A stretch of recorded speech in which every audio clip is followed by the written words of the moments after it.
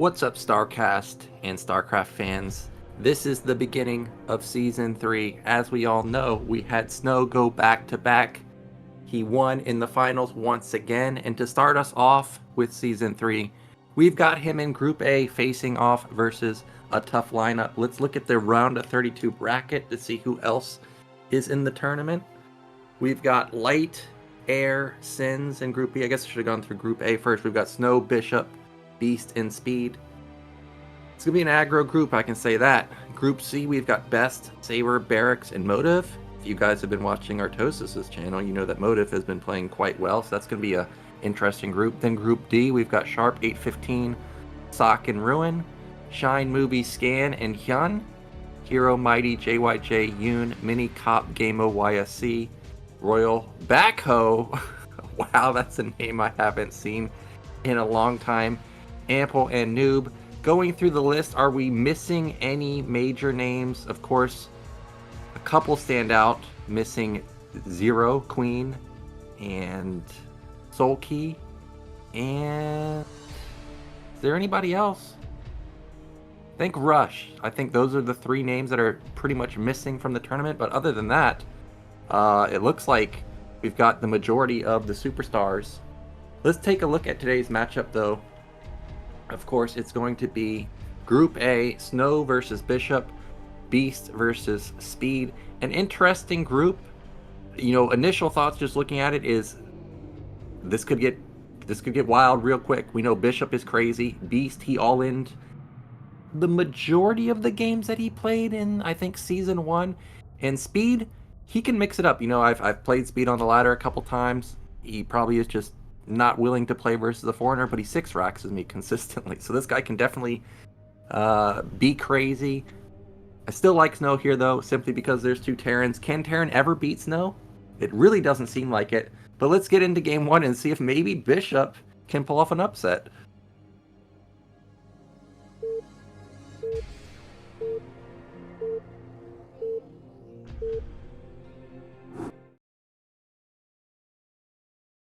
Okay, so in the top middle, we do have Snow. And in the bottom right, we do have Bishop. Now, last season we saw Bishop face off versus Sins. That was probably one of the worst series I've ever seen. Both players are highly aggressive, and when you have two players collide like that, you know the games are going to be really quick. Now, I think Bishop in general is going to probably play aggressive, just because that's how he plays. But Snow, I don't think he's going to try and do anything wild versus this aggro player. You don't want to come down to Bishop's level and get into a micro battle versus him, because, you know, that's where he excels. He excels with the low econ, the micro intensive battles. Not that Snow doesn't, because everybody knows Snow definitely does with his goons and reavers. But what I'm saying is, Snow is just incredible at all stages of the game. I feel like you might as well just, you know, let Bishop kind of be crazy into you and just defend it like he's so used to doing. Now, definitely versus someone like Bishop, I personally would not 12 Nexus versus this guy. This guy could proxy barracks you, this guy could proxy factory, float a factory in your base, all types of wild shenanigans. And I think Snow obviously is aware of his opponent, so he's just going to play a normal opener so far. Now, my thoughts here are, or my questions are, what is going to Bishop come up with here? Because versus someone like Snow, you're not winning Terran versus Protoss that often. And you're going to have to come up with something very special to take him down. Now, does that mean that we're going to see potentially like a 1 base? Are we going to see a mega 2 base all in? I think he had an 11 gas here, so already this is going to be a very quick factory. 11 gases, you know, maybe not as standard as 12 gas, but it's pretty standard in general. Probe comes in here, finds him first. Gonna go for that patented probe harass. Already half health on that SCV. We know that this probe can definitely kill SCVs. Can he get a kill this time? He's gonna kill it. That thing's gone. Goodbye. You're not getting away. That's a Snow probe. You're not leaving. I don't think you're leaving. Yeah. You knew that was coming. Oh my gosh. So already Snow off to a slight lead here. I guess Bishop can think to himself like this, well, I don't have to cut an SCV or a Marine to build a depot now. I've already lost that SCV. So we'll just, ignore the supply block. Of course. Okay, finally there's some justice. You don't know how much that makes me smile to see a probe die after getting that greedy, trying to kill an SCV and then getting, 10 points of damage onto a Marine. And at least there was some justice served here. Now in Bishop's main, that's a second big building that went in his main, right? I feel like I saw a second building, or I do see a second building. Okay, yes, it's a second factory now. If you guys have listened to me in previous casts, you know that I am not a fan of two-fact. Definitely not. And what makes it even worse in this particular scenario is Bishop is known to be aggro. So I don't even think that this is going to throw Snow off. Like, he'll probably, somewhat be surprised that it's a 1-base 2-fact. But at the same time, you know who you're playing against, man. You know that this is in the arsenal. It would be different if, this was like doing a 2-fact, right? Because that would be, 1 out of 1,000 games. But versus Bishop, this probably isn't even that unusual. It's probably not even 1 out of 10. Maybe like 1 out of 8 or something like that. Now, how is Snow going to respond? I think the best answer here is either go 3-gate, or go fast robo with Reaver, or get a shuttle. Now, already the goons have picked off, or not even goons, just singular goon picks off 2 of the Marines. However, the goon did take a lot of damage. Already lost all of its shields and down to 29 health. Very, very weak goon. And look at what Snow's doing. Because he knows who he's playing against, look at all the areas that he's scouting for. He's like, did you sneak a factory over here? Did you send a vulture over here? Because he's aware of who he's facing off against. Now, I didn't see any upgrades come in onto the factory. So this is going to be most likely just mass tank. Now, also to point out, the goon didn't... What? I was going to say the goon didn't scout the natural. Well, he loses a goon, but he trades a goon for a tank, and that's always worth it. And now he knows, I'm getting all in, and the fact that he saw a tank and another Marine trailing behind, he should know that this is going to be 2-fact tank. He would have saw vultures by now if it wasn't. Whoa, okay, he didn't get... He's just now starting an upgrade. It's going to be 4 tanks? He was going to go for a 5-tank push on 1 base? So in the olden days, there was 2 variations of this. One was the V Gundam play, which was 2 factory, 1 tank, rallied vultures, right? Hits really fast, has mines and speed, lots of DPS, but only 1 tank. Then there was a second variation. Later on, the Jojo push. 3 tanks, rallied vultures, marines, and mines. Now this, I have not seen. 5 tanks, and the reason this is so much different than the other ones, not just because of the tanks, but if you look at the timing, this is 30 seconds slower than the 3-tank push. So that means that there could definitely be a Reaver out by the time he gets there. And if the Reaver gets out, this push shouldn't do very much. Now look at this, 2 goons have already denied the vultures. So these vultures can't help. It's just going to be Marines and tanks. Not that Marines and tanks are weak, but clearly mines and speed would help quite a lot. Oh, this is a disaster. He's already lost half of his Marines. He's got a lot of DPS with the tanks, but that tank's gonna die. And there's the Reaver. This was exactly what I was saying. Now, how do you stop the Reaver? This is a Snow Reaver, man. I gotta imagine this is over, right? These tanks are dead in the water. The Sim City's too good here. The vultures probably can't get in. Probably won't get in, I mean. And it looks like the goon is actually holding the line right there. Goodbye, tank. Yep, exactly. The goon is right in the perfect position. Micring both fronts. This was clinical. This is exactly what you do versus this type of play. And there's the GG. So, as expected, already in Season 1, or Season 3, Game 1, Snow looking unstoppable in PvT. There's no weakness in his game in this particular matchup. And like I said, when you face off versus Bishop, you know it's shenanigans. That's the problem with Bishop, is he doesn't play enough macro to have this type of play catch players off guard. Like I said, if you replace Bishop with light here and he does this move, I feel like it could work because maybe Snow plays a little too greedy. But not the case. Easy win. Let's get into game 2 now. This one's going to be more interesting, I think. We've got Beast facing off versus Speed.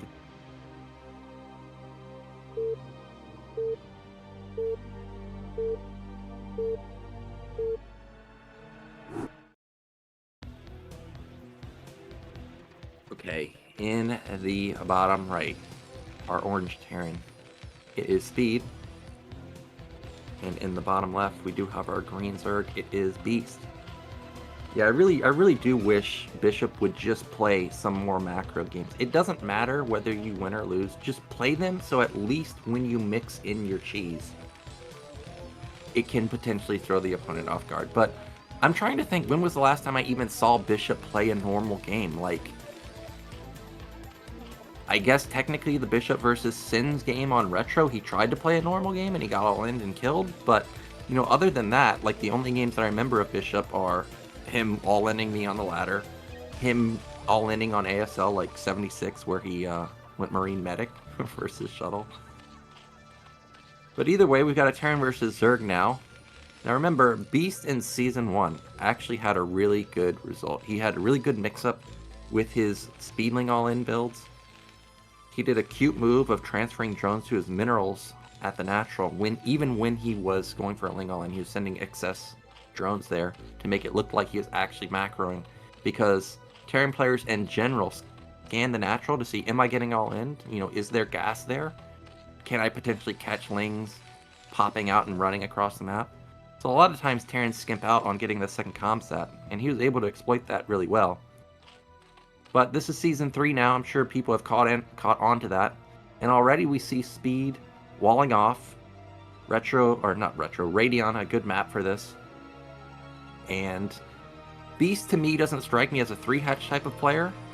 I'm expecting this to be the 2-minute pool, 2-minute gas, or maybe the 2-minute pool, you know, 215, 220 gas to go in the 2.5 hatch play. Speed, he plays pretty normal in this matchup. I don't expect to see something like 1-1-1, you know, a delayed mech, anything wild like this. I think we're just going to see bio. And luckily enough for him, he's going to get the first scout off, and I can see in the main, it is going to be the 2-minute pool, 2-minute gas.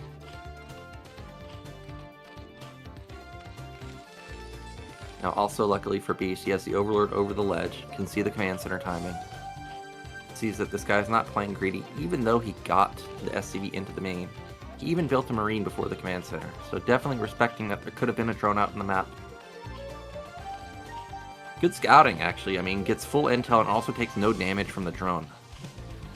You know, other players like Hero or Sulky or Queen or something, you've got a drone in my base, well, I'm chasing it forever.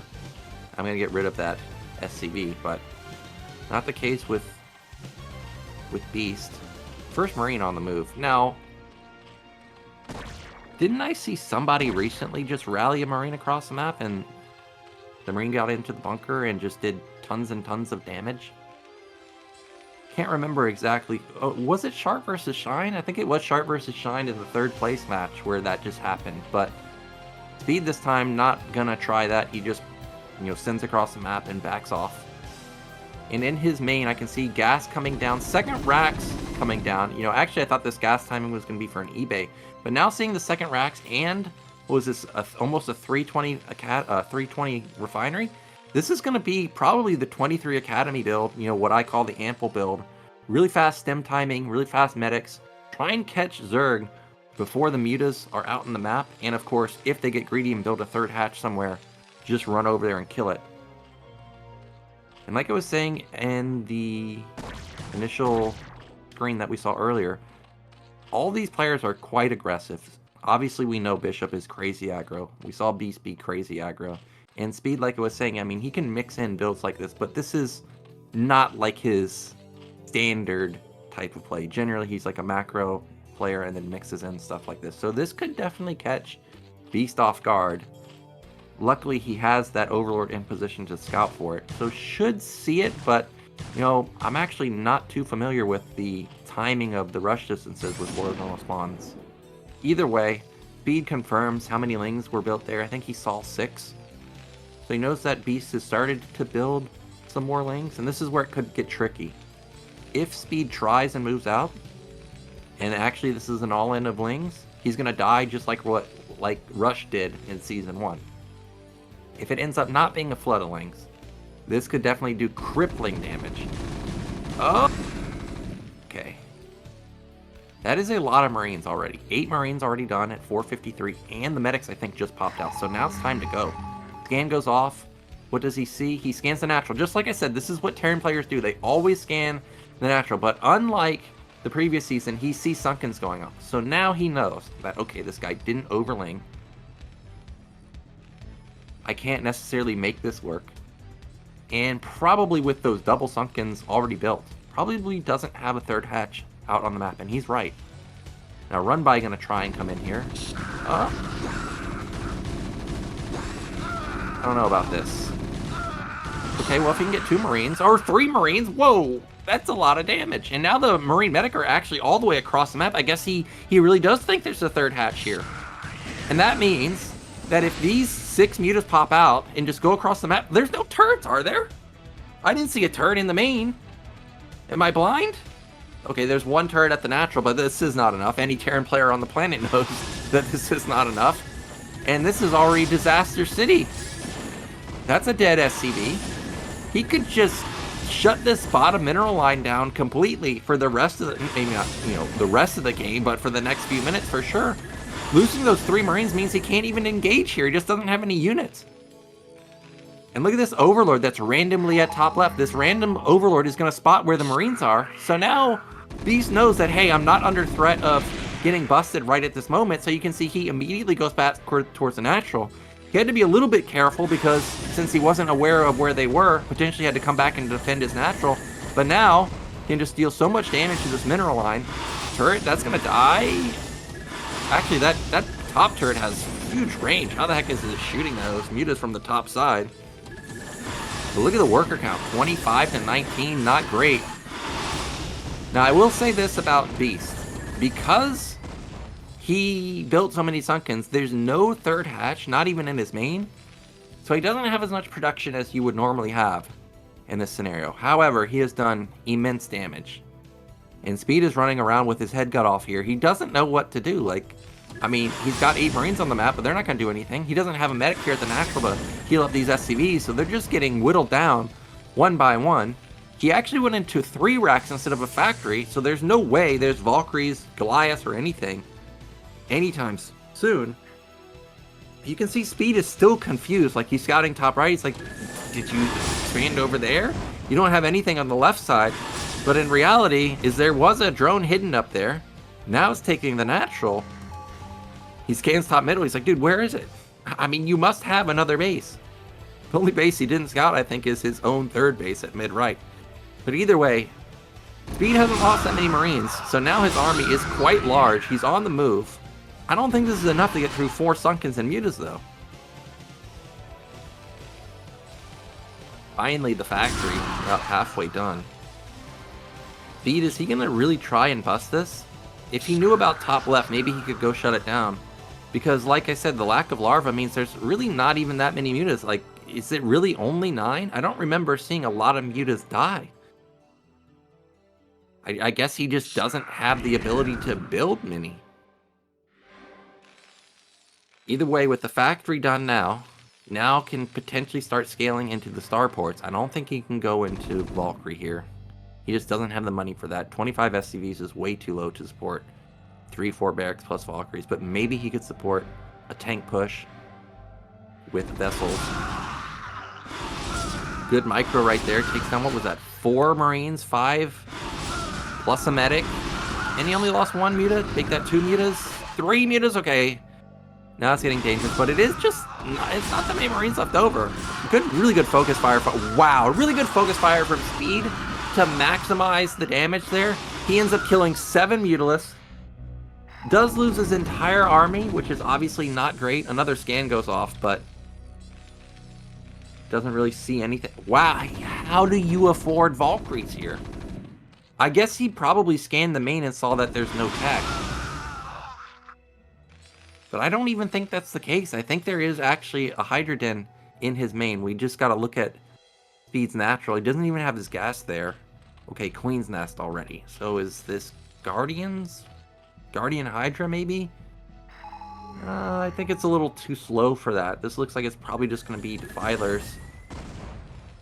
And I think at this point, we've kind of stabilized the game. So probably both players going to just macro up. We can see Speed is starting to mix in a little bit more SCVs, a little bit more drones for Beast. And we've got supplies pretty close, 60 to 60, which in general means Zerg is winning. And I still think Speed doesn't know that top left was taken. Firebat on the move, still looking for that third base. No additional barracks just yet. I actually think that is smart from Speed. Don't want to overbuild barracks when you can hardly even afford to build Valkyries by themselves. First Valkyrie out, and we are on the move. And I saw his eBay had been upgrading for a while, so I'm going to imagine that +1's probably done. This looks like a pretty strong push if he goes directly to top left. It looks like that's where we're going.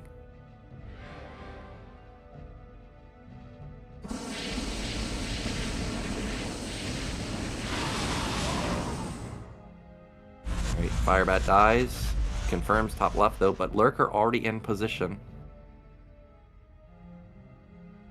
Okay, this is the second one. I was going to say, if it's only one, I think he can break it. But with it being two, I'm not so sure anymore. Is he really just going to just sit here? I don't think just sitting here is going to accomplish what he wants to accomplish. By the way, there's a... Oh, he's going to go? Really? There's 3 Lurkers. Okay, immediately focuses that. Oh, what? Pick off both instantly. Those Scourge on the left side, what are they doing? They didn't help out at all. So they don't kill any of the Valkyries, and now the Valkyries can just sheriff these Mutalisks. Hopefully they have armor. Do they have armor or weapon? First Valkyrie died pretty quickly. Second one died. Valkyrie is gonna kill everything. Dude, that last volley may have potentially been able to kill everything. Those Mutalisks are so low. Oh my gosh, and he's just barely going to clean. Oh, the Valkyrie, hero? Are you a hero? Oh, looks like they're a little tankier than I... No, they really aren't. Oh, one shot from downtown. Look at that. Oh, look at that. That Valkyrie is pretty much dead, by the way. Oh my gosh.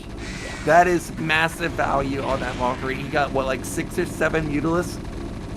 4 or 5 of them with the final shot? What? That's the end of the game? Was he really that all in? I don't know if actually Beast needed to GG there. Of course, we know that Speed's SCV count was not incredibly high. We know that also it was double Starport Valkyrie. If he had been going Defilers, I don't know if there would have been an answer to a Defiler push, but based on the GG, I'm guessing that maybe it wasn't Defilers. Maybe it was Spire into Greater Spire for Guardians, and with the Mutas all dying, you know, obviously there's no follow-up. So interesting GG timing there. Cruiser is going to be right back a moment. So I want to take this time to, of course, shout out that we have our Patreon going for our channel. If you enjoy our content, definitely become a Patreon supporter. The support goes a long ways towards supporting the channel and creating tournaments like this, as you know. And also helps us get pro replays that we can cast for the channel. So if you have not done so, definitely consider becoming a Patreon supporter at the StarCastTV Patreon channel. Now this does set us up for our next match, which I think the first 2 games are best of 1. I think the winners match is best of 3, and then losers and deciders match also best of 3. So it's going to be Snow versus Speed. Now this is an interesting one because we saw Snow face off versus Speed in ASL, and let's just say Snow styled on him, to say the least. It was not close. It was a massive blowout. And because of that, you know, I don't know what to think here. On the one hand, you're thinking, okay, well, it's a blowout, so clearly Snow's just going to win. It's also PBT, so you might as well just give the win to Snow because he doesn't lose ever. But at the same time, sometimes losses like that can ignite something in you, right, to play even harder. So hopefully that's the case here, because Speed, when you watch Speed play, I mean, he's really good. And for those of you that are unaware of who Speed is, like, he's the guy at the top of the ladder with like 3, 4, 5 ladder accounts, all at 3,000 rating and like a 95% win rate. I mean, this guy is really freaking good, man. And he's got crazy APM. He's got like 400 APM, kind of like Mini, where Mini, when you watch him play, he's just a madman. Speed is kind of the same way, but as Terran. I think it will come down to like map picks. Actually, I have to look. What map pool do we have for Season 3?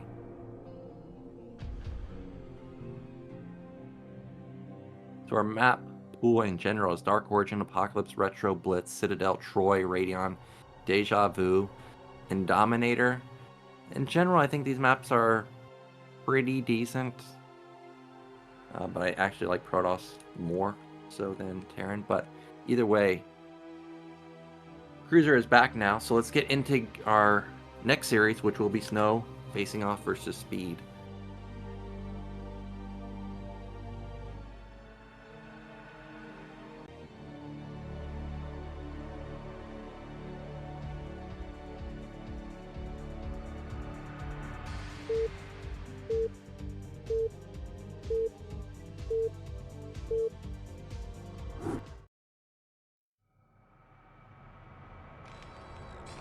Okay, so we've got Speed in the bottom left, and then we do have Snow in the top left.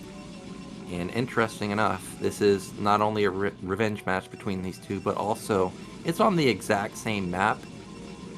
Not exactly identical spawns. It was top right versus bottom right, but top left versus bottom left. I mean, that's pretty much identical, right? And as I've stated in previous casts, if you're playing Terran versus Protoss here, these are the types of spawns that you want. And the reason I say that is because Terran, not going to have an issue getting 3 bases, I don't think. However, Protoss can't really mine that mid-left base, because if they do, it is so close to the Terran's third base, it's going to be an easy stepping stone to go from the third base to the other third base and just shut it down. So in that aspect, I feel like Speed has won the spawns, but of course, facing off versus Snow in general is just no tall or no easy feat. It's going to be really hard to overcome him. Now, unlike the game versus Bishop, I think this is a good time to 12 Nexus here. I think this could, really just seal the deal versus Speed, like definitely ruin his mentality, get blown out in ASL, then you 12 Nexus here, and if you win in game 1 with it, I mean, what are you going to do in game 2? Like, all you can really do versus him is all in him. Because you ain't winning. You're just not going to win versus him. But not going to be the 12 Nexus. Instead, it was normal gate opener, normal gas opener, and immediate scout through the center. Interesting scout pattern. Will potentially scout Terran last because of this. Wonder if he'll go horizontal here. Or actually go back up vertical. Now I was gonna say he's gonna get lucky and see this SCV, but he doesn't see the angle the SCV's coming from. Now, can he tell that it came from the left side is the question. Okay, or maybe you just intercept the SCV and kill it. But no, he has mercy on Speed here. Lets the SCV live. And I guess the angle was enough. And he will see, or he will find Speed in the second position. I didn't actually get to see...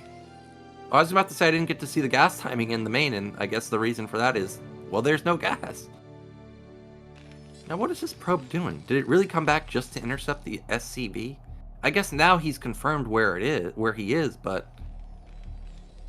Alright, interesting. I don't think I've ever seen any probe do that. Either way, probe comes in, and this probe is... It's... did it go in enough to see the natural? I don't think it did. So this is what I call a no scout. This didn't do anything. He didn't see the natural. He doesn't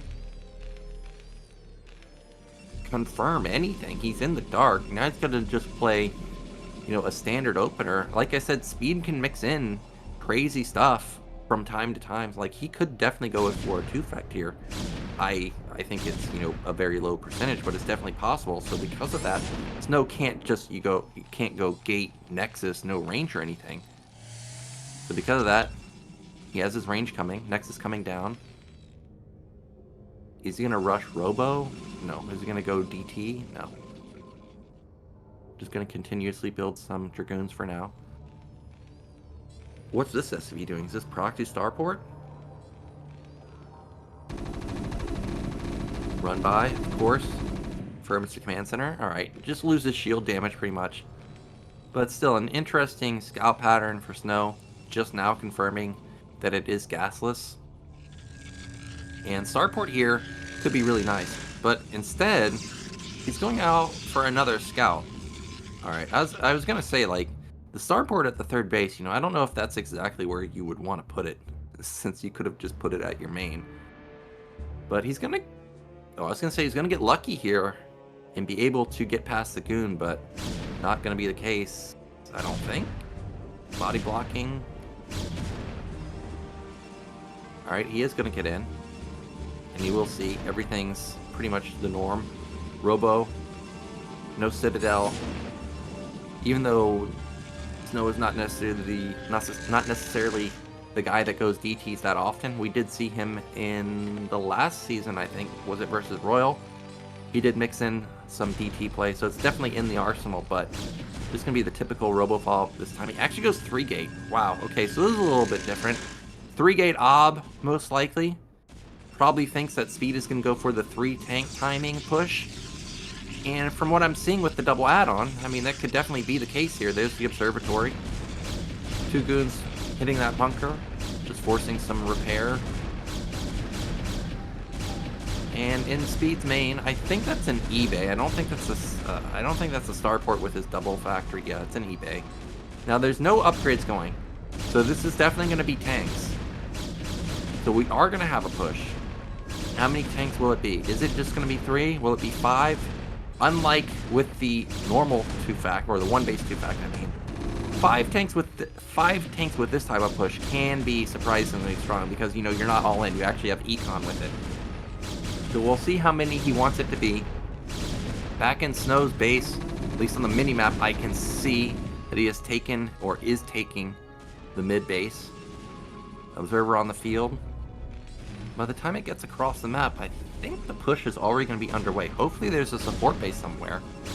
I didn't see it. Okay, now we've got the upgrades coming. And it is going to be, I think, a 5-tank push, because if it was just going to be Vulture, yeah, he would be going by now. So maybe just waited a little bit. Now he's going to be on the move. And those are Vultures moving out. Those things are a little bit too fast to be tanks. Almost catches that goon. But I don't think this is going to work. I think there's too many goons. There's 7 goons. Okay, Focus fires that one down. Marines have decent DPS, but there's no mines is the problem. So he's going to lose all of the tanks. Going to lose the Vultures and the Marines. One Vulture manages to escape, but he can just counter, can't he? He can just go win the game. Remember, he has Ob, so he can see these mines. Okay, 1. Yeah, that's not enough. This game... Oh my gosh, that was a big connection. I was going to say, this game might be already be over. But the fact that 1 mine killed 3 goons means that this game is going to continue. Well, maybe. Vultures are not going to save the day. SCVs might, though. Look at that. He really needed that Vulture to be a tank. But it's not. He's going to lose so many SCVs here. Oh. Almost got it.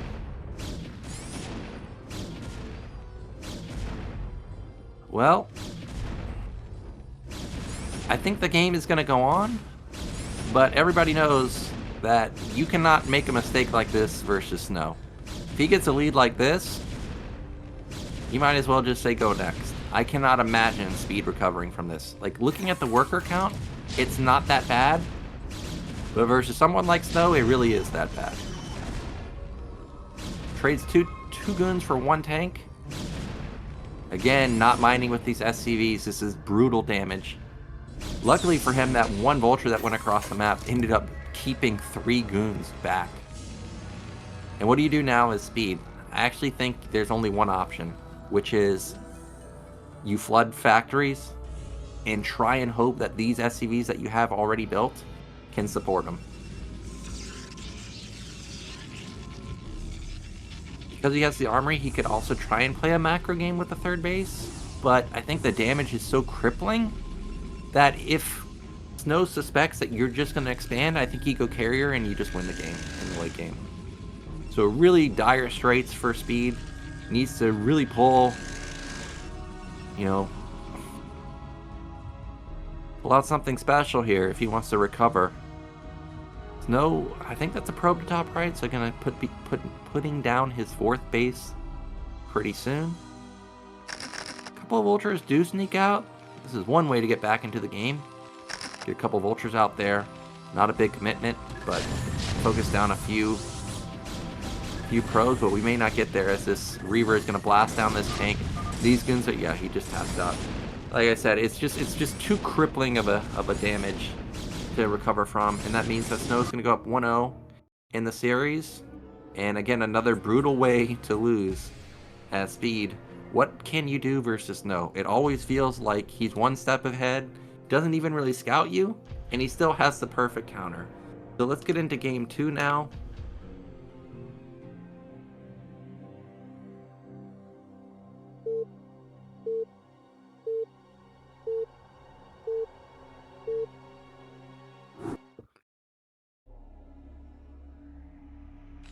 Okay, we have gone into retro now, and we've got Speed in the bottom left, whereas we do have Snow in the bottom right.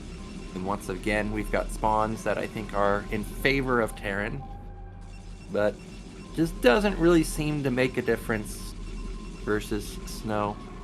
Again, I would love the 12 Nexus here. I actually have either two options. I feel like 12 Nexus, great, or forward gate, also really good. I don't want to see just a normal opener. I want to see one of those two. I think it would be really, really strong versus Speed. I think, once again, Speed is probably going to go gasless. I just have that feeling that he probably wants to play a big macro game versus Snow. We'll see, though.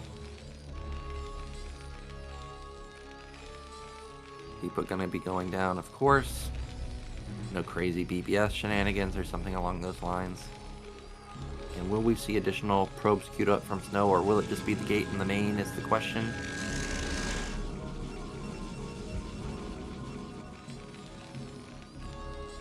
It's more probes. He heard me. He's like, you know what? I think Nyoken's onto something. 12 Nexus, that seems pretty good. He wanted it in game 1. I didn't need it, but in game 2, I'm feeling it. So that's going to be the case this time. In Speed, he built his racks in his main. And is it going to be an 11 gas? It is not. Okay. So not going to be gasless. I also thought the other option was going to be 11 gas, but it's not that either. This is going to be really hard to punish. 11 gas is about 5-6 seconds faster than a 12 gas.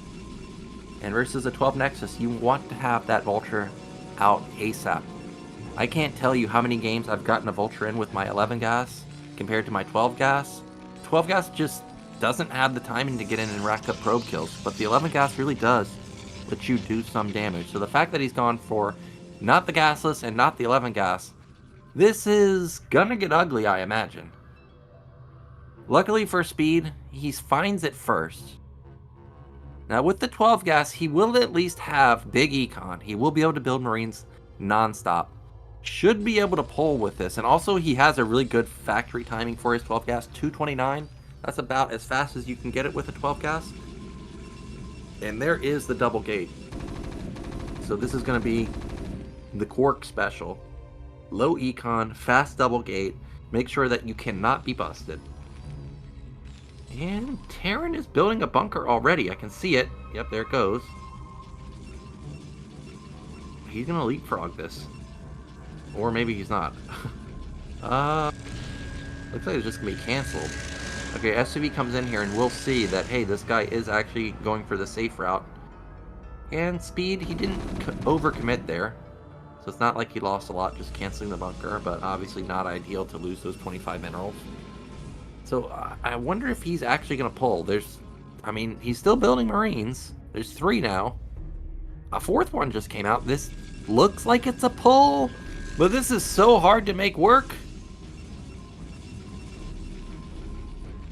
There we go. Well, we'll see.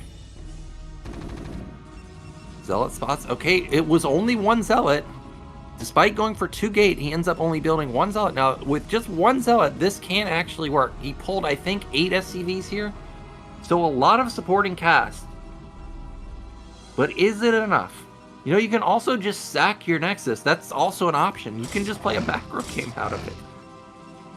Good micro right there, damaging that SCV quite a bit. The probes. He's already lost 2 SCVs, man. That Zealot. Okay, really good block with the SCV, denying getting onto the Marines, and actually, this looks like it's a good bust. Wow, he gets almost in every single Marine, and this is a dead Nexus. I can't believe he made it that easy. Made it look that easy, I mean. Now, how many SCVs? This is 5 SCVs, so he's down 3 workers, plus he has 5 off the mineral, so this isn't like he's down 8 SCVs. I mean, this is a considerable amount of lost mining time. And this is one of the problems of facing 12 Nexus is, even if you kill it, was losing all that time worth it? I'm gonna say no, simply because there's no command center. There's still no command center. And in Snow's main, he probably has a robo coming. I don't see it. Oh, maybe he doesn't. Okay, maybe it was worth. But he's gonna have range coming in pretty soon. He lost 1 goon, but he's gonna have 4 here. And that's only 3 SCVs to repair, so still no command center. Bunker is gonna get taken down in just a moment. I think the robo just now came down, so Speed will be able to use these mines to prevent Snow from moving across the map. So actually, it's not as bad a position as it looked initially. 5 goons are going to take this down pretty quickly. Oh, there's a tank here already. Wow. Okay, that makes it completely different. All of a sudden, it may take longer to get out than I was expecting. We gotta be careful. Wow, this is really annoying. Okay, Speed's in a really good spot. Just because of that 1 tank, he's in an amazing spot. Goons are taking so much damage here. So much damage. He needs to get rid of that bunker. Oh, but he can't. Oh, he's gonna lose another goon. Oh! That could have been game-ending if that mine connected and killed those 2 goons. But the tank is so low, he's gonna make a decision. Do I save the tank or do I save the bunker? Guess he feels like the bunker is the most important part here. Trying to get some pot shots on him. That goon in the bottom is so low. He wants it. He wants it so bad. The bunker's gonna die, right? Oh, goodbye tank, or goodbye goon, I mean. Oh, 1 tank dies. We lost so many goons for that. Okay. Speed has definitely recovered here. Oh, this is so dangerous. This is why he's playing with such fire. Literally like a millimeter from triggering those mines and potentially just instant GGing. Instead, able to keep his goons alive. Probe not going to be able to get that Nexus down, but we've got Observer coming pretty soon. And this, what I thought was going to be too much lost mining for Speed, all of a sudden has done crippling damage to Snow. It would actually take a miracle here for Snow to recover from this. He is so far behind, but he does not get that tank. You gotta save those SCVs, man. You gotta save them. Okay, Nexus starts when Command Center's done. Terran only lost 1 tank. Protoss lost like 4 goons. Something along those lines. But Protoss does have 3 gates and does have his robo already. Oh, Vulture in the main. Come on. Oh, the goons are putting on too much pressure. Not able to focus down some probes. Dang. That could have been great for Speed if he could have gotten even just 1 or 2 probes there, but now he has retreated his tanks back, is in siege mode, so this goon pressure will no longer be able to do anything. But he's up workers now. He's up 3 workers. Command Center obviously done. He got into the main. I don't think he confirmed the support bay because, first off, there isn't any, but what I'm saying is I don't think he confirmed, seeing any of the key tech buildings. So support bay comes down now, and Snow is going to immediately put down a third Nexus. And now what do you do as Speed? Do you try and transition this into a timing? Do you try and make magic happen into the god of Reavers? Or do you just accept that you've got the eco lead, maybe put down a fast third command center, and trying to go into big time macro?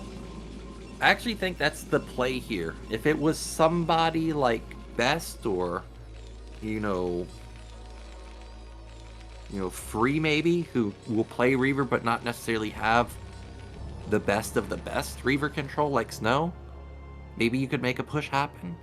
But I think versus someone like Snow, probably just accept that you're up workers, put down a third command center, and maybe go for like a 7, 8, 9 factory max timing and try and just run him over. So far, he does have his 3 factories down, hasn't really committed to either an all-in or a command center. Also, don't think we saw Armory, unless I missed it. So not sure if upgrades are coming or not. Either way, SCV gets in and confirms that, hey, there's a third Nexus up. And we do have the shuttle moving across the map.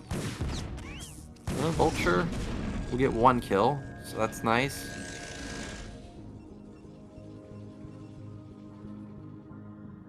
Speed's on the move. I don't know about this one. He doesn't lose that much, just takes some pot shots. Yeah, but he doesn't have any anti-air. These tanks are gonna... Okay, I thought he was gonna unload the Reaver right next to the tanks, but it ends up not overcommitting. Meanwhile, those Vultures are trying to do damage at the natural, but the goon control is too good. Doesn't get anything done. Still up almost 15 workers, though. This is why I was hoping that Speed would just expand, because he's up so much on econ, but he wants to continue to put on the pressure. Big scare-up shot right there, but look at the body blocking, saying you're not going to retreat, Dragoons. You're going to die. Oh, there we go. 3 goons immediately killed off by a single mine, and Speed continuing to push in his main. Still, okay, there's a 4th factory coming down, and he is expanding, so kind of a hybrid type of play here. Wants to damage this 3rd Nexus, but I don't think he's able to do it. It's just way too many Dragoons. I guess he's using this tank pressure to sneak Vultures into the natural, but so far it doesn't seem like it's paid off. Vulture gonna get into the... Okay, here we go, 3rd base.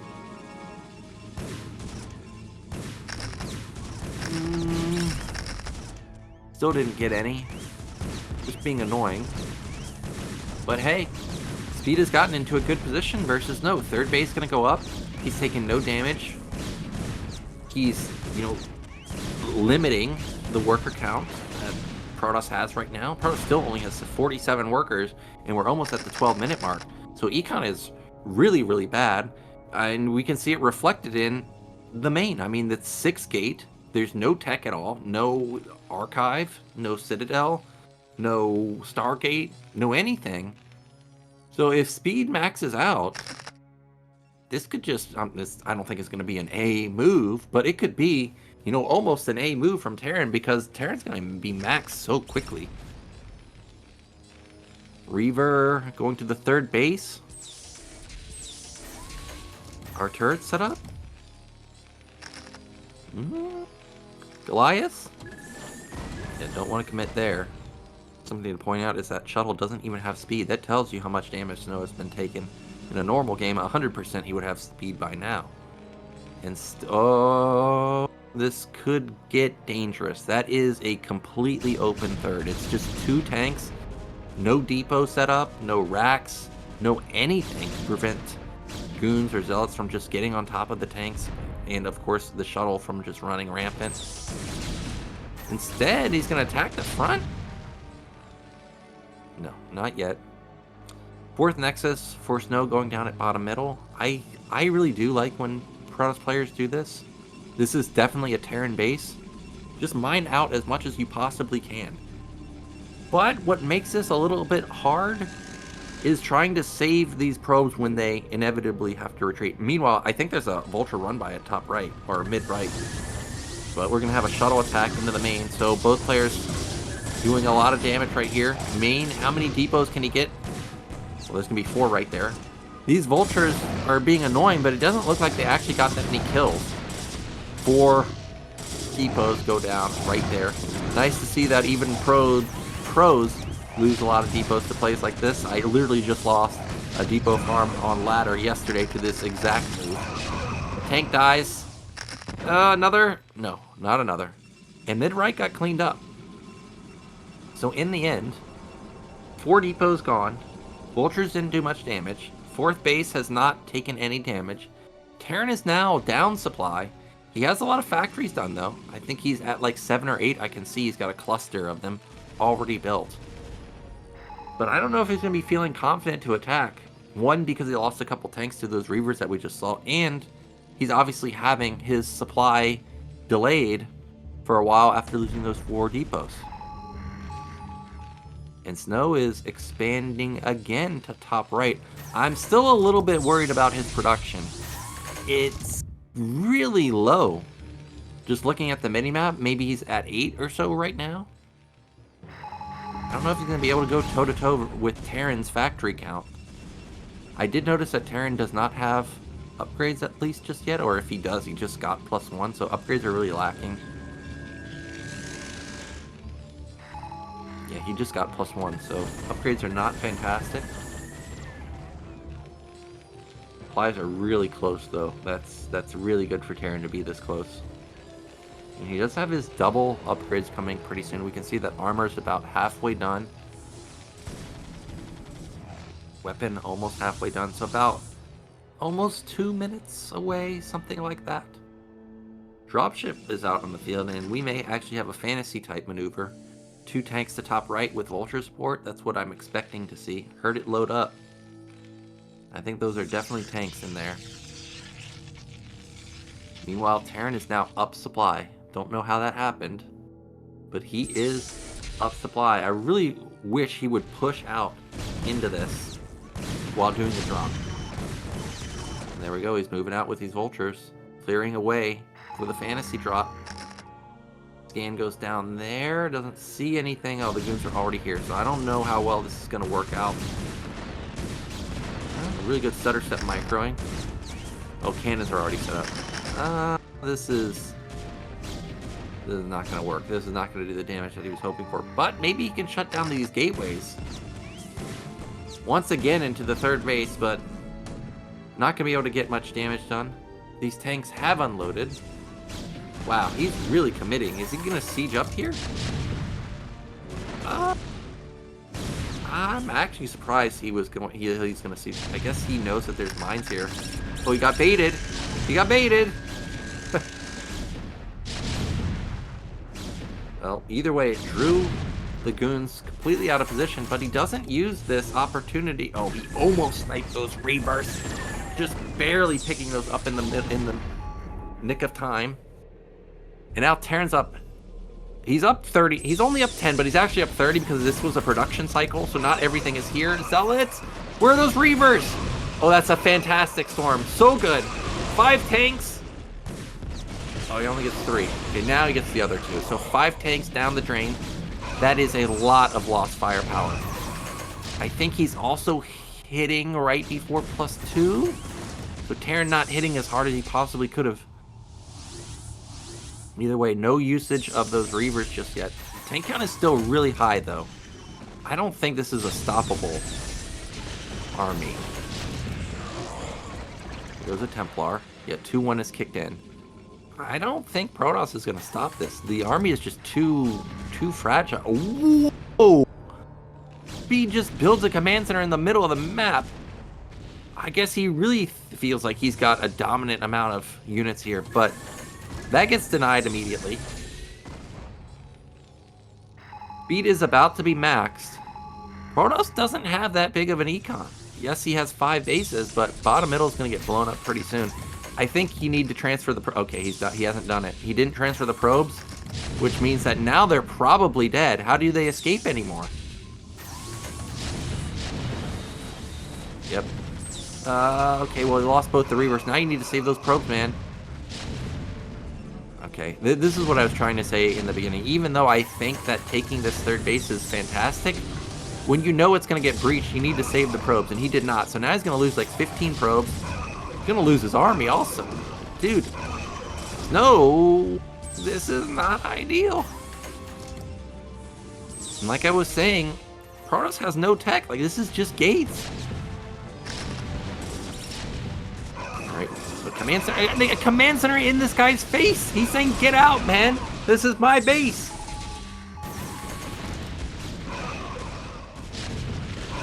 Another good storm. And the shuttles are just so ridiculous. Protoss players have gotten so good with shuttles that it's actually crazy. It's actually just absurd. There was, what, 3 Goliaths there? But they still were not able to take down a single shuttle. Of course, a couple of, you know, partially because the Goliath was bouncing behind that ramp. But still, man, you would expect like a 60 health shuttle to be eventually taken down, and they just never dies. That's probably the same shuttle. Another storm goes down. There aren't that many tanks, so actually Protoss might be able to hold this. Okay, maybe not. He's losing a lot of probes. Oh, did he get tanks? Whoa, he got tanks all the way to top right. Well, this base is dead. Yeah, that means that the shuttle cannot no longer save bottom middle anymore. He branched off 2 tanks over. He's gonna kill. Is he gonna kill 3 bases? No, I think there's goons at top right to save this. I don't know what we're looking at over there. Maybe they're looking at the upgrades. Goon does not save the day. Meanwhile, those 2 tanks at mid right are still alive. This base is dead. Vulture into the probe line. Look at the supplies. 150 to 110. Snow is getting absolutely crushed right now. 38 workers. There's no way that Speed could lose this, right?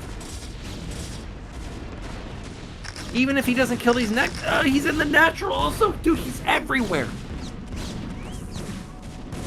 Holy smokes. Absolutely crazy multitask from Speed. Top right, mid right, bottom middle, and the natural all at the same time. Bottom middle is dead, so that nexus is gone. 33 probes. Protoss still has 4 bases though, but massive advantage for Speed. He's got his command center actually completed in the middle, just needs to transfer workers there. Oh, this is, you know, it's panic mode when you see DTs, especially from Snow. When was the last time you saw DTs from Snow? 3-1 upgrades. Oh my gosh. All Speed has to do is just have some D-matrices, man. Or that EMP onto the Templar. He needs a good storm. That's not it. I was going to say he needs a good storm onto the SCVs. Oh, it got sniped, the Templar. 4 base Terran versus 4 base, or how many base? 5 base Protoss, but Protoss with 20 less workers. Terran still has that bottom side of the map. No command center just yet, though, but could potentially take that. That is a lot of SCVs right there. That is a ton of SCVs. He is obviously mega oversaturated at mid left. Needs to get a command center down to bottom middle, just so he can, you know, avoid a catastrophe, you know, a double storm drop taking down like 40 workers, and there we go, transferred some of the workers. Still a 45 supply advantage. Huge lead for Speed right now. This may actually be the first time we see a Terran player be able to take down Snow in the past 2 seasons. Server dies. The shuttle finally goes down, and all that's left this has got to be it, right? How does Snow recover from this? He's down 60 supply, no tech still. Mines are doing work. The vultures are just everywhere. Bottom middle is set up now. Terran is completely fortified in the middle. Just needs like a triple depot wall at bottom middle to make sure that units can't just run in. And this has got to be Speed's games to take, right? He's just at a huge lead.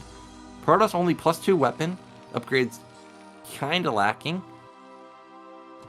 Here you go, shuttle play. Does it find an opening? The answer is yes, it gets in, surprisingly. There's a D-matrix. Goliath's gonna try and hold on. Okay, this is the moment that Snow was looking for. Try and find an opening at bottom middle. But there's too many tanks. Not enough stuff. Not gonna be able to bulldoze his way through. Terran even Terran has a drop at top right. What? One tank, a couple vulture drop, doesn't really get that much damage. I think there's also an SCV at top left, unless it died. Maybe it died to the DT up there. But it did look like Speed was going to try and go for split map. Either way, he is still in a fantastic position. Doing a really diligent job with his defense. So many tanks here, so many turrets here. Still waiting for that depot wall. But other than that, I hear some attacking. Not sure where that's happening, actually. Still a 40 supply lead, 45 supply lead.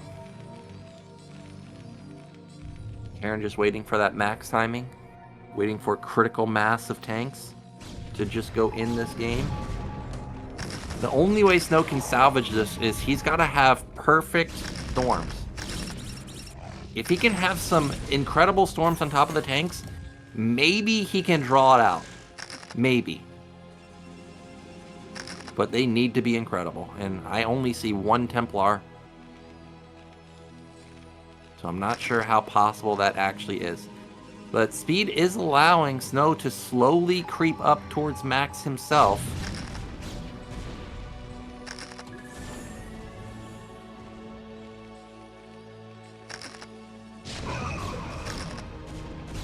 Alright, that tank's gonna get blown up.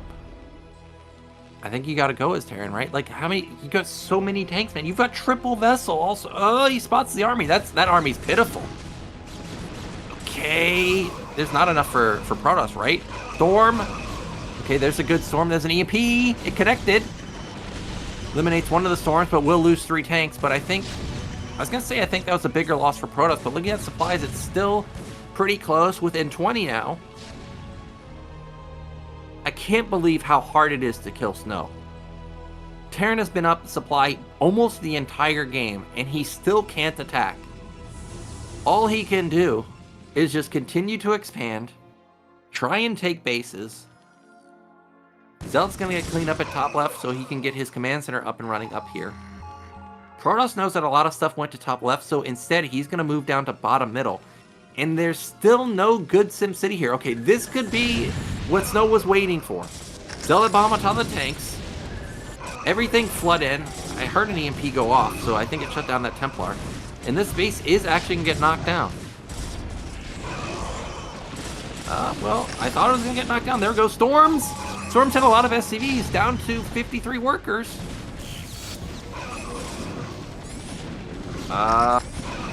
This is getting weird. Speed.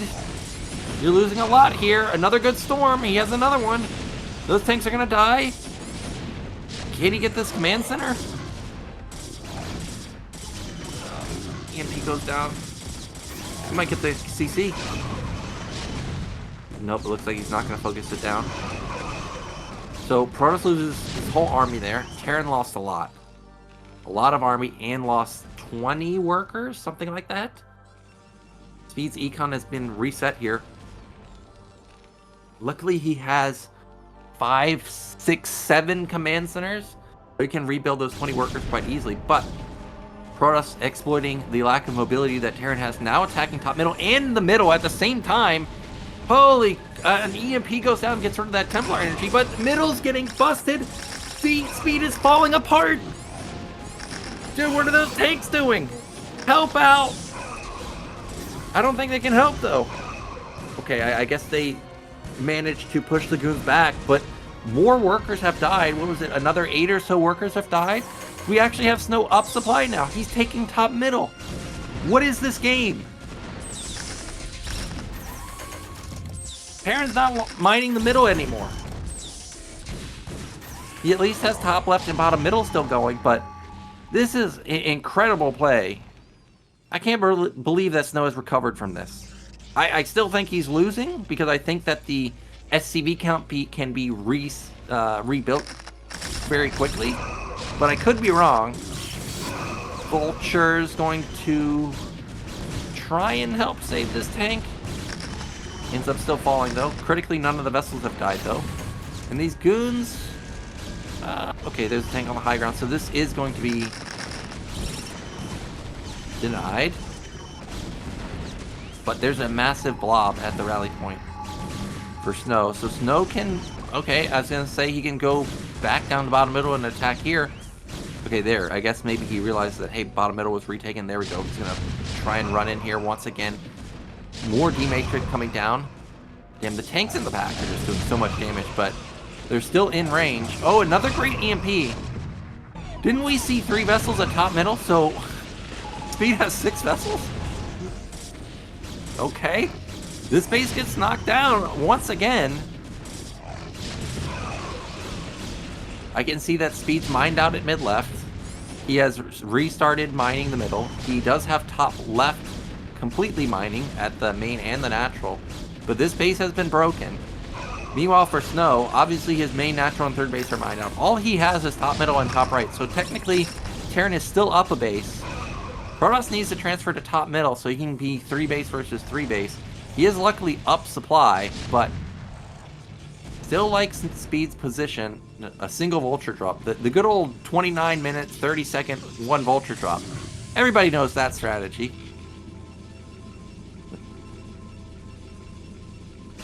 And it's going to get shut down. Goodbye. Meanwhile, top middle has been found. Probes are starting to be transferred up there. I don't see an observer. That means that this zealot, or these zealots running to defend, may actually just immediately blow up. Oh, they didn't help. The probes just continued to transfer. Instead, he's looping around towards the middle. Ooh, doesn't look like there's much Terran. Where are the vessels? Okay, there's a couple of them. Okay, now there's a lot of Terran. Needs some D-Matrix still. Oh, he snipes 2 of the Templars. Protoss' army looks fearsome, though. Like, relative to Terrans, looks pretty strong. By the way, those vultures at top middle killed every probe. Huge loss for Protoss. Command center is gonna die most likely. Oh, he's looping around to drop on these tanks. There's a D-Matrix. Just so cost efficient. Command center died. Oh, Storm. Okay, yeah, speaking of cost efficient, I guess that Zealot Templar drop at the very end got rid of 3 or 4 tanks right there. And Snow has secured top middle. He's still down 20 supply. Another Templar gonna die. And I no longer really like Snow's composition. It's mostly goons and random Templar. He just doesn't have the supply anymore. 135 to 150 ENG Templars at the bottom. Is there gonna be another clutch EMP? Oh, there's so many Templars up there.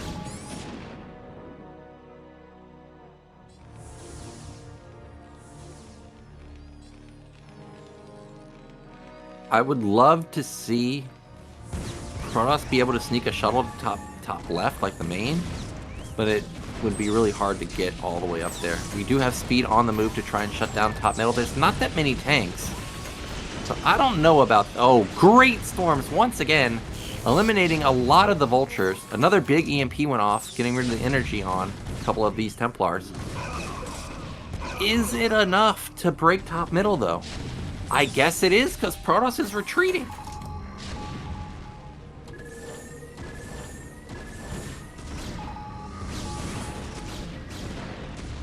Another EMP, maybe?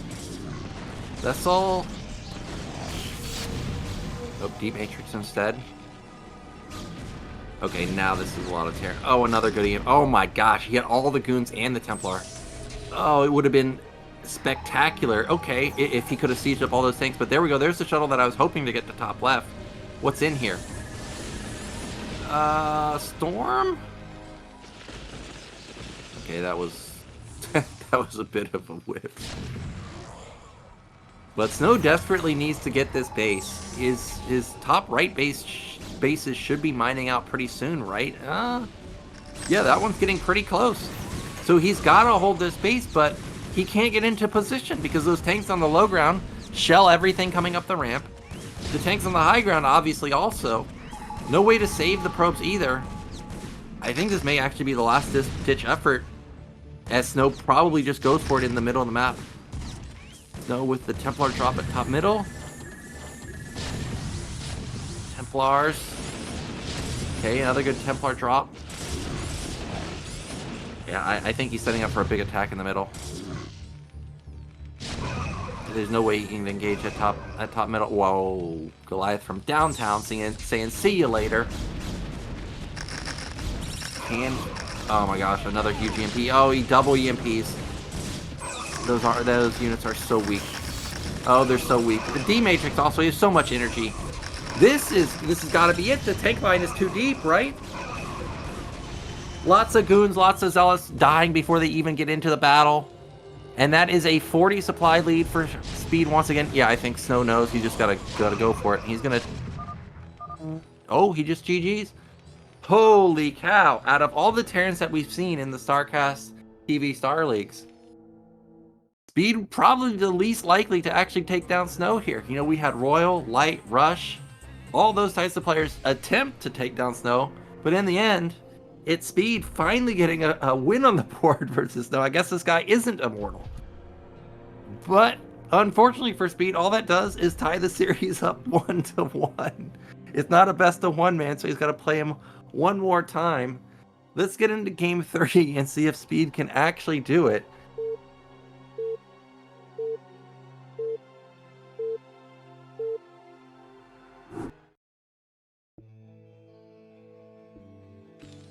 Okay, in the bottom left, actually taking a game off of Snow, we do have Speed. And in the mid right, probably pissed off after that last game, we've got Snow. I'd have to think really hard when was the last time I saw Snow lose to Protoss versus Terran, not just in the StarCast Star League, but also in ASL. It's been a while, man. I remember seeing a graphic on Team Liquid, whether it was from this year or from a couple months ago or whatever it was like Snow had a 93% win rate or something insane versus Terran. So for Speed to pull off the victory, it's got to be a huge boost to his confidence. We've got a Pylon Scout going down for Snow. Now, I've heard from Best Stream saying that if you don't first scout with this, he says you've already basically lost the game. Now, that's obviously a bit of an exaggeration, but this is punishing to Protoss' econ, and he is not going to find Speed first. He's going to find him last. Now, Snow did not queue up additional probes, so this is just going to be the normal gateway. Not a forward gate either, but it is a little bit farther up than usual. Could definitely be some Zealot type of pressure. And Snow is not happy about this. Guessed the 50-50 wrong. And with this close barracks, it is going to be an 11 gas, so we've had 3 different builds in this series. We had the gasless expand, we had the 12 gas last game, and we had the 11 gas this game. And Snow going back into his normal opener that we saw on Radeon. It's going to be gate gas.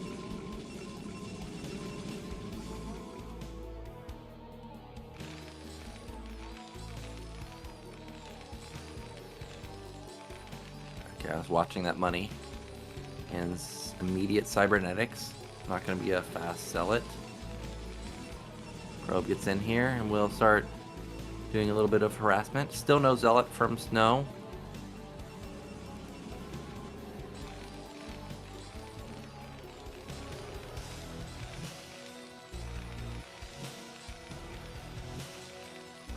And I would say he didn't really delay the factory, maybe like a second or something. But either way, he saw the timing of it and he knows that this was an 11 gas now.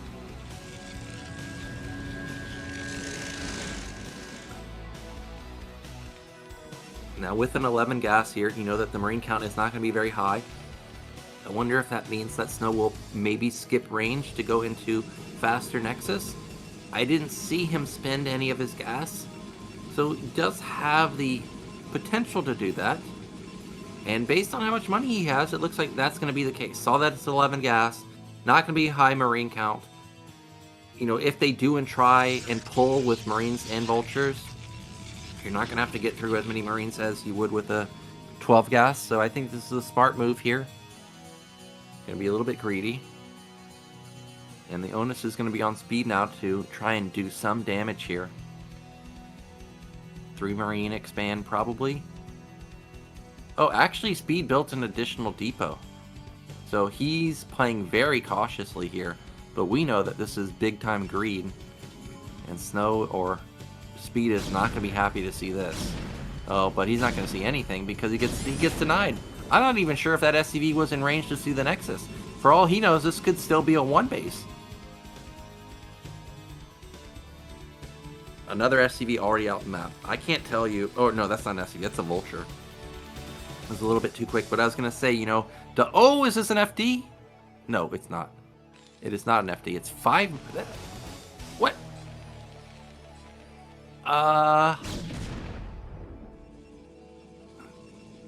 Okay, I'm... Interesting, but Vulture gets into the main, and once again, this is going to do a lot of damage. Even just forcing off the line is a lot of damage. Another... Oh, he gets 2 probes. Definitely worth for that Vulture. Will obviously not have the ability to lay mines, but he is setting Snow up for this push. We've got the 6 Marines on the move. The Vulture saw that the range is late. You know, if this was a greedier Protoss, I think a greedier Protoss would have probably just instantly Nexused because the Terran lost their mines. But instead we've got an FD coming, a weird FD. And he's going to try and look to punish. I don't know how effective this is going to be, though, because it is Apocalypse. You can sit on high ground and just poke at the Marines and the tank. But surprisingly, Snow backed off all the way to his natural. Okay, there's the first mine set up. Interesting build, like I said. I'm going to have to try this. I have a feeling that this is not going to play out for me as it is playing out here. But I can understand the logic here. You know, you got your 11 gas scouted. You think that Protoss is probably going to go rangeless expand, so you go for an FD. You don't even build a bunker. And you were also in the dark, so if you continue to build Marines, if they ended up actually building Zealot Goon and go for a combo, you're going to have a lot of Marines and Vulture to deal with it anyways. But he's still not attacking with this, and I don't even think there's anything in that shuttle. I think that was just a scouting shuttle to see, like, okay, dude, like, I know you have 6 Marines, but you're really just sitting there? Like, Marines become dead weight when the Reaver's out. So, if you're not attacking, what are you actually doing? And I think Snow is probably thinking, well, are you doing, like, a drop? But no. Speed is just waiting to get more tanks. What I actually think he's doing is I think he's waiting for the Reaver to get out towards his main base so that he can have just a killer counterattack. And look at this. He's attacking right when the Reaver's moved out. Okay. And it triggers the Reaver to turn around. There's way too many Marines, way too many tanks for him to feel confident that he can do like a base trade. And there's so many Marines here that they can actually shut down the shuttle really quickly. That mine might be dangerous. Yeah, I was gonna say it might be dangerous. Okay, Zell got immediately blown up. Holy smoke! But there's no siege.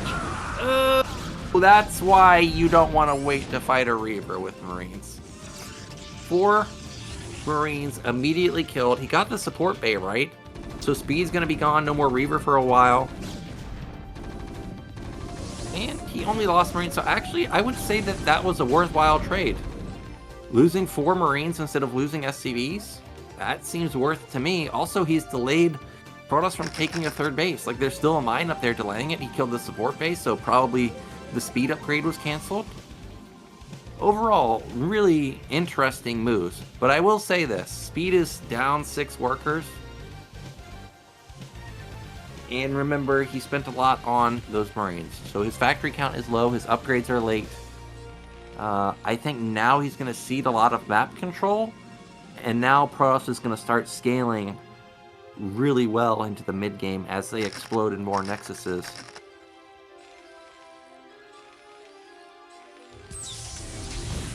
Good mine setup here. That's going to be pushed back, and he's going to lose nothing. Really good defense. No Goliath here to push this back. And Snow puts down his 3rd Nexus. I think in his main we still have just 4 gate. I don't remember seeing him commit to anything.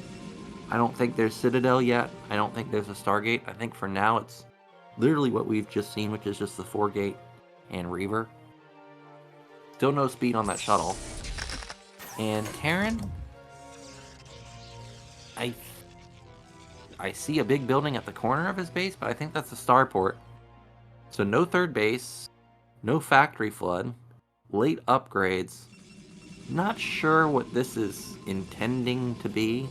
Is it going to be like a 15 or a 16 minute max timing?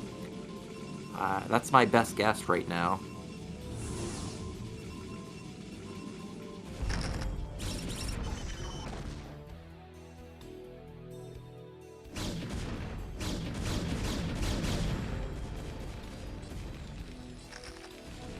Oh, it is a starport. So it's a starport with an add-on. Gonna be going for drops. We saw in Snow's main that cannon's already set up though. So it should be able to shut that down quite easily.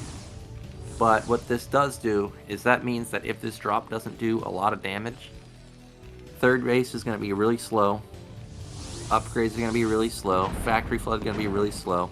He really needs to get a lot of damage done here so that Protoss doesn't just explode in terms of supply and run away with the game. First dropship is on the move. We can see it at the bottom side of the map. It's actually a 6-fact follow-up. Okay, maybe there's no intention on taking a third base. He's gotten a lot of SCVs built. He has 49 SCVs. So maybe he just wants to 7-fact flood? That drop coming in just a moment. What's in the... It's got to be vultures, obviously, but there could be a tank. Definitely gets denied. Well... Does he find... Oh, the shuttle! It's turned around! What is he doing? Okay, he has goons coming. So, he is going to lose a few probes. Doesn't lose that many, though. What is this? 6 that he lost? Something like that? And Protoss didn't keep their shuttle around, so that means that it can get back towards the natural to deny a push out. 4th Nexus coming down. I feel like Snow's starting to run away with this, because I'm starting to feel like Terran's a little bit too all in, and the drops really haven't done the damage that he was looking for. That armory is still spinning, so I think it's for +1 weapon, +1 armor. Yep, +1 armor. I don't see a science facility anywhere. I mean, supplies are really close. It's 124 to 111. You would think, like, okay, well, Terran can do it, but I really don't think Terran's going to attack any... Oh, what's that shuttle doing? Hopefully there was no Reaver in there. That may actually trigger speed to try and attack. Now it's 110 to 120. You can definitely make something happen with this. Oh, probe transfer. Will it get intercepted by that drop? The answer is no. Oh, another goon dies. Oh, it technically would have gotten intercepted, but he doesn't get the drop off. I mean, Speed's trying to make something happen with this drop, but Protoss just has every base locked down. Like, he's just not going to take any damage anywhere. It is only 8 gates. Wow, only 8 gates. You never want to do that.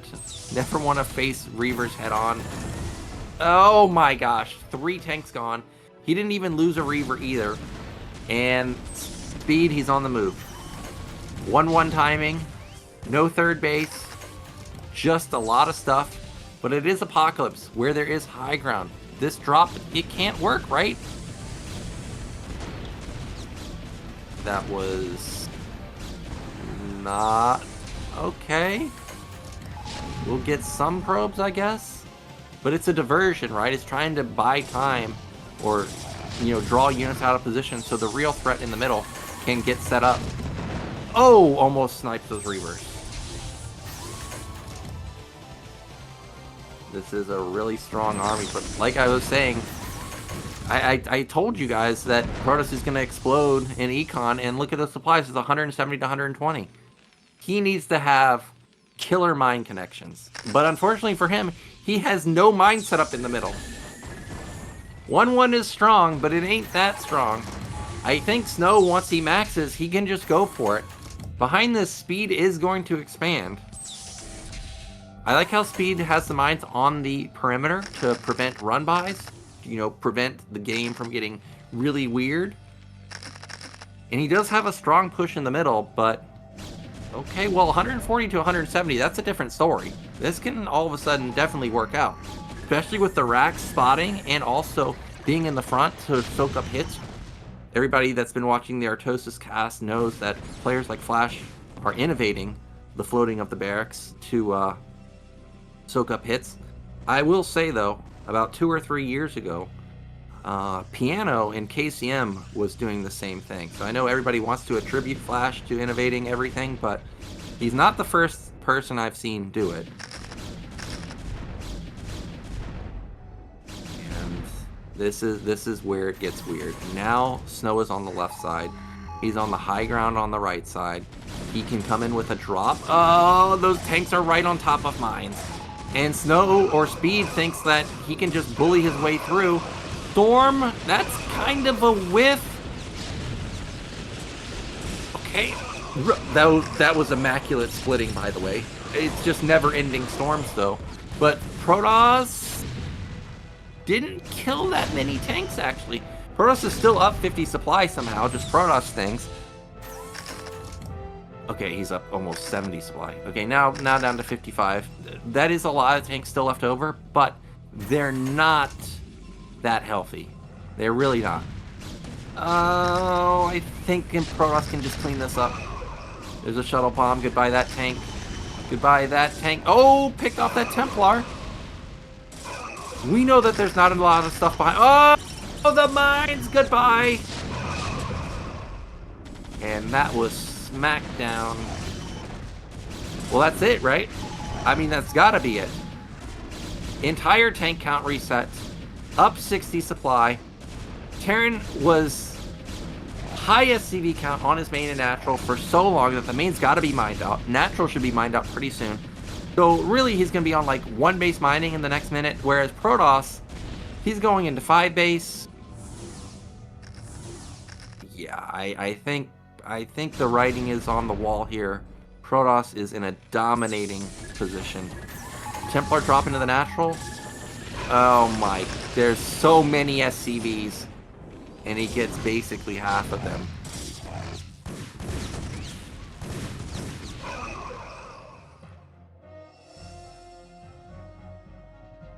Well, I think for now we're just waiting for Max, and then waiting for Snow to end this game. Speed put up a really valiant effort here. I think that the push idea was interesting. I even liked his Marine tank push. I'm not sure if he saw the shuttle move, you know, across the map when he did it, but the idea was pretty solid. I wish he had Siege there, so he could have started getting some Dragoon kills. The follow-up, it seemed like it just took too long, in my opinion. The 6-fact, you know, I don't know if he needed... I don't know if he needed to be more all-in, cut SCVs, and try and hit faster. But when Protoss could get to max and Terran's at 140, I think it was just too late. Now, Vultures are going to come in here and shut down this base, so I guess Speed's not out of it yet. But it's going to take him so long to rebuild that tank count. Shutting down this base is nice, though. Is buying a lot of time, but all of these Vultures are going to die. So this is going to be like 20 supply of Vultures. And you know, when you're on 1 base mining, that's quite expensive.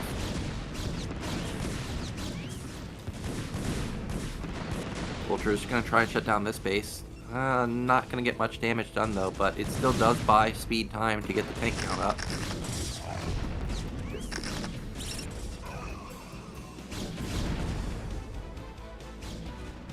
I wonder if Speed has a science facility and if he has +2 weapon coming, or is he just going to continue to try and all in with this with just 1-1. 110 supply for him. Basically max for Protoss. Good worker count for Protoss, also 63 workers, so big time econ. He can definitely mine all 6 of the bases effectively. And this, I think, is going to be an unstoppable army. With the shuttles here, he can just drop directly on the tanks, and there's mines already set up, and he's not even waiting for the goons. He's just saying, get me in here. Zealot Bomb. Reaver also. I actually thought there was going to be Storm. Tank dies. Sure, these SCVs are going to die. Yep, those die. Of course, that tank dies.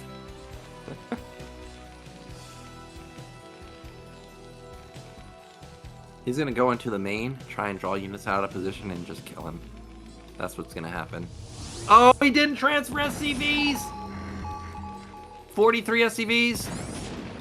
40?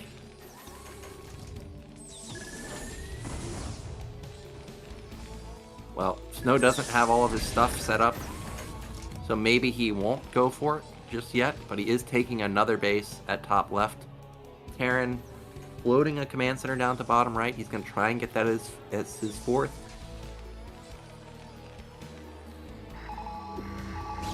Oh, Terran, you done goofed. You stepped on high ground, and now you're going to get stormed to death. That's a lot of tanks. They're holding the line. I guess he holds it now, just because Protoss didn't send his whole army. But we can see there is still a massive blob at the third base for Protoss. That's the rally point. And I think a bunch of stuff just got loaded up. But Speed is actually going to get onto high ground now. He's at least not going to be, you know, fighting an uphill battle. All of his shots will register.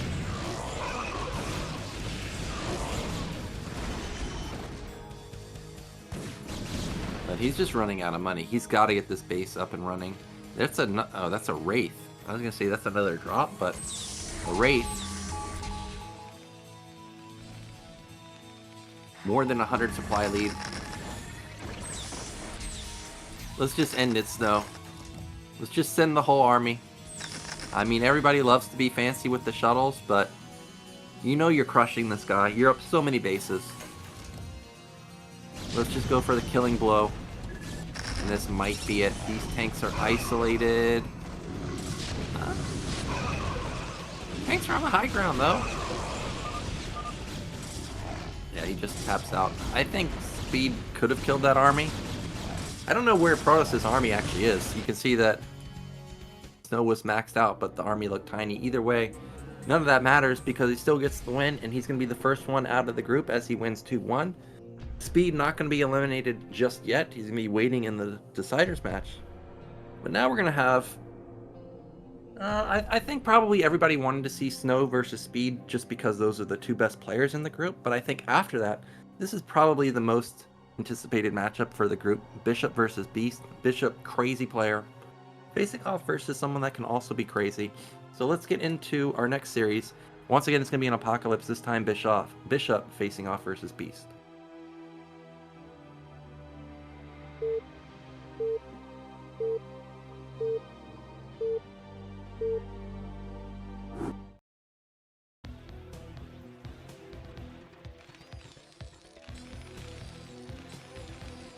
Okay, so in the top middle, we do have our Terran. It is Bishop.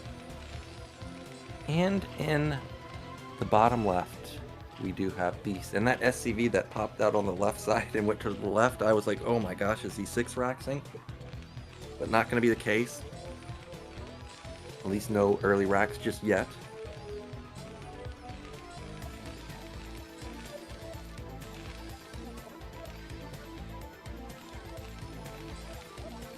Now, TVZ for Bishop, I don't think I've actually seen that many Terran vs. Zerg games from him. A lot of times when I see Bishop play, for whatever reason, it ends up being Terran vs. Protoss or Terran vs. Terran. And like we saw in the first game with Snow, those types of games just always tend to be weird. Now, Terran vs. Zerg, on the other hand, a lot of times Terran players' best matchup ends up being Terran vs. Zerg. So maybe we'll actually get some normal builds from him. Now the question to me is, how is Beast gonna open? You know you're playing versus an in general wild player. Do you open pool first versus him? Or do you try and just play, you know, the typical 12 hash. Look at this. This is a 10-10-10. Okay, so I guess it doesn't matter the matchup. It is going to be fast gas, 10-10-10. He got a good spawn here. This is Ling tight. How do I know? Because I've faced too many 4 pools on this map. Anytime I get this spawn, top middle or bottom left, I always wall. It's just a free win. And we've got a wall coming in for Bishop. And like I was saying in the first game, I would like it more if Bishop wouldn't all in all the time. Because if he was to, let's say, wall off like this and actually have a command center behind it and like float it, all of a sudden, Zerg probably builds like a Sunken, you know, maybe builds a Hydrogen expecting it to be 1-1-1 or factory type of play. But though, hello, I actually built a command center in my main and I'm going to float it. But now, Zerg sees this guy's already walling off. He's probably already gassed. It is just so obvious now that it's a tech play. So I guess the real question now is what tech play is it? I actually think it's going to be 2-port Wraith. That's my prediction. We have seen players like Flash do stuff like 2-fact, but I don't think I've seen 2-fact Goliath on this low of an econ. To me, this feels like it's going to be an all-in 2-port Wraith with Cloak and try and win the game with just the Wraith.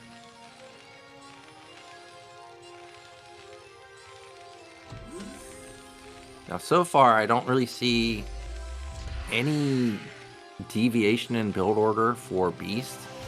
I don't see a big building for the Hydrogen. I think he's already gotten an upgrade, which is probably Blair.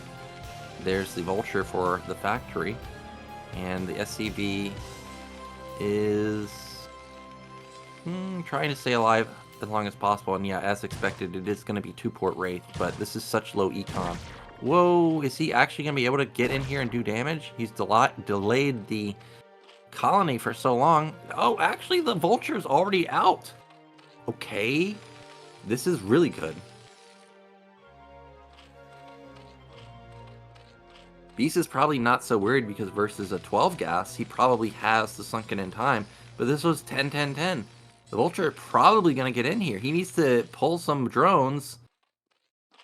Oh, it completed. Oh, it completed. No way, 10 health. This is full on panic. He just needs 2 hits. Oh, you're running out of terrain. He got it. But he still killed, what was it, 3 drones? 2 drones and a Ling? Still worth. I think he also got some vision into the main, so he knows that there's still no Hydrogen. That means, oh no, he didn't. He saw the natural, so he knows there's a Hydrogen. So this is going to be Lurkers. This is actually a good position for a Beast. Well, in my opinion, it's a good position. I think Hydras are better than Mutas, but I could be wrong here. 2 Wraiths are already on the move. There's going to be the... Oh, he has... Whoa. This is just Bishop things, man. He still doesn't even get an add-on. After building 2 Wraiths, he still doesn't build an add-on onto any of the starports. Is it really just mass Wraith, no Cloak? That can't be it, right? It can't possibly be it.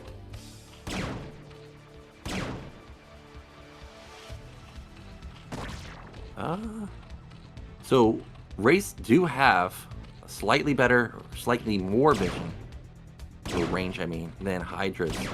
So actually, these Wraiths could be really annoying as they sit over the cliff. Really good harassment. Wow, already kills 2 drones. And he's going to have 4 Wraiths in just a second. 4 Wraiths will 2-shot drones. So will 3, by the way, which is why I'm kind of confused why you don't get Cloak. Not sure what this gets you, other than just having Wraiths that are completely visible the entire time. I guess it does help you damage the Hydras, but there goes a drone. Actually, Beast may just be in trouble. This is already doing so much damage. He has speed already completed, but it's really not helping. He's going to have 6 Wraiths versus 3 Hydras in a moment. He's going to shred those. Okay, maybe that's the reason, because with 6, the Hydras can't regen a health in time, and he can just immediately 2-shot them. Also, he 1-shots drones. I realize he 1-shots drones with also 5 workers, but, also factoring the regen, maybe That's another case. Okay, Bishop may have already won. Look at this. This is so annoying. I'm going to have to try this. Next time I get Apocalypse, I'm going to try this out. All these pesky Zergs that have been playing low econ 2-hatch play, punish them with this 2-port Wraith, no cloak, just mass Wraith build. I'm sure I'll die to like a Ling All-In or something crazy like that. Somehow that'll work for the opposing player, but interesting play so far. There's still no add-on, by the way. It's actually, I take that back. There may be an add-on now. It looks like the starport's connected to the refinery. Wow. Okay, this is pretty beast mode. I'm not gonna lie. This is pretty god tier. That is a ton of damage. And I like how he saves the one Wraith. He just sits it there. Okay, well, I like that he did this. Dude, he just killed, like, what was it, 6 drones immediately. Okay, and there is the cloak now. What also makes this very interesting is, I think, I'll use myself as an example. If I saw a player with Lair, with Hydra Den like this, I would also, you know, be panicking like, hey, this guy could actually sneak a lurker across the map and kill me. But there's no detection at all. He just knows that his race forced Zerg to stay back, because if they don't, they're gonna die. So really good knowledge of Bishop to understand this situation. Goodbye drone again, another drone gone, another drone gone, and another one. Dude, this is crazy damage. And he has siege. What can these 6 Hydras do? They can do nothing. Wild. The funniest part to me about all of this is if we look at the drone count, like if you were to get rid of the game timer and pause the game, we would see Terran on all in one base with 28 workers and Zerg on 21 workers. And I would feel like, well, Zerg's in a playable spot. But the fact that these units just get instant one-shotted, this is so bad. 8 kills on that single Wraith. Crazy.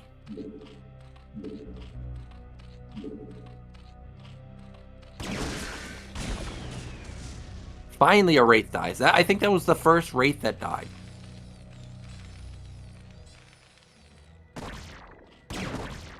Yeah, you can kill the Hydra. Yeah, you gotta run. So maybe Hydras are not the answer to this. At least not on this map. Maybe you really do have to go mutas. But if you go mutas, you probably lose all of your drones just to the first 2 Wraith, or lose all your Overlords. Yeah, Beast just can't mine. This is nuts.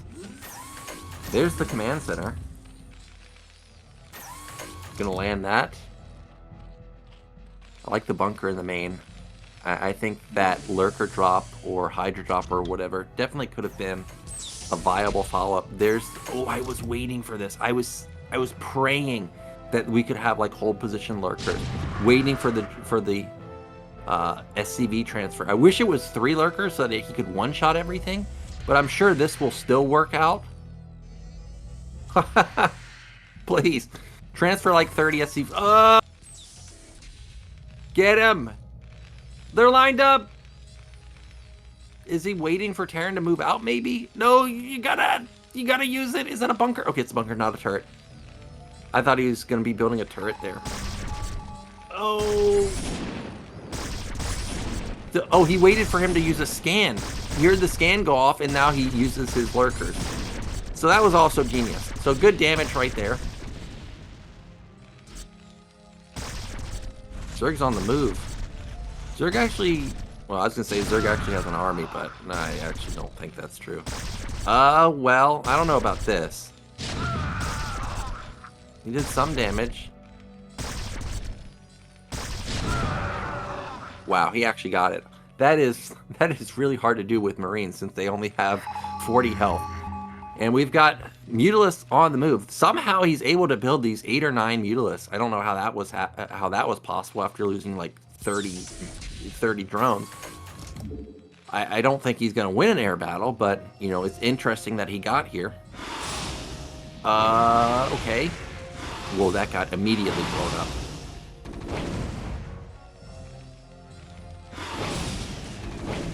I don't think you're going to win that fight, Beast. Maybe, okay, maybe I'm wrong. Meadow did a lot of damage. Wow. He has a lot left over. And these Marines, you know, they're not upgraded. They don't have stim. They don't have range because his academy was so late. So if Terran loses these raids and loses the air battle, the Meadow might just win everything.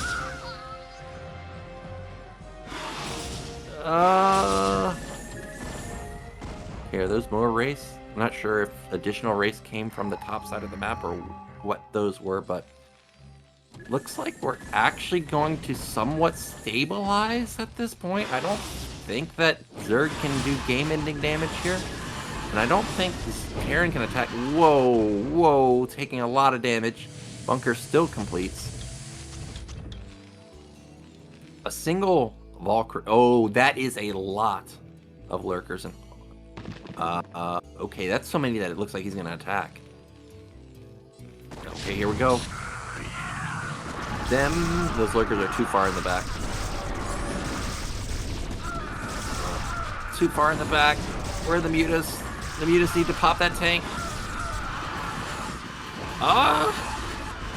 What? Will the race win? There's only 4 or 5 left over. The lurkers. It's just, actually more Hydras coming to support. There's no, is this possible? Can Beast actually win this game? He shut down the natural. He had his natural shut down forever. And somehow still has the money to do this? Okay, well, those overlords got melted. That was, oh, he actually has +1 armor.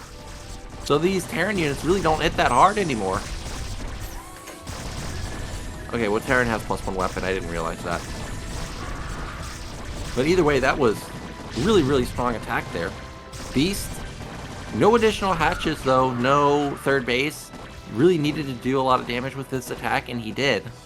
So I think that the game is going to continue to go on, because I don't think he's going to be able to get into the main. But both players' econ are really down in the dumps. Still look at that drone count. It's still 23. It was 23, what, like 5 minutes ago?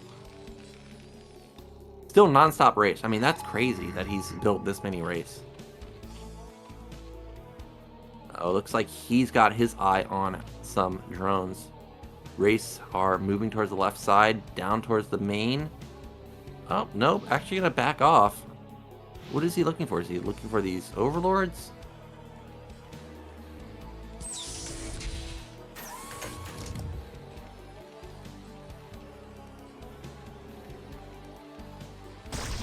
Well, this is quite the predicament because he spent all of his gas on these race.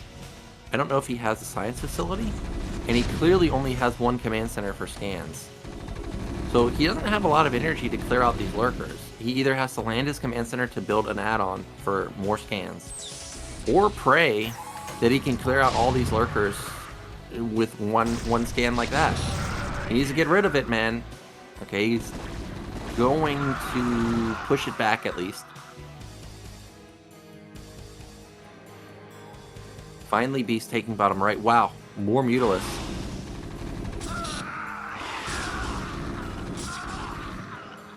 That is so many raids.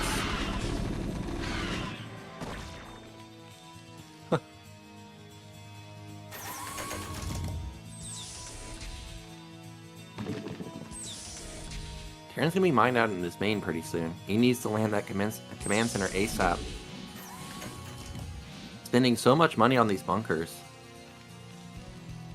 He needs them though, because if he doesn't have them, he's gonna just outright die. And yeah, we gotta look in the main. The mineral clusters are dangerously low. Another overlord dies. He finally gets that command center down, so he will be able to start mining.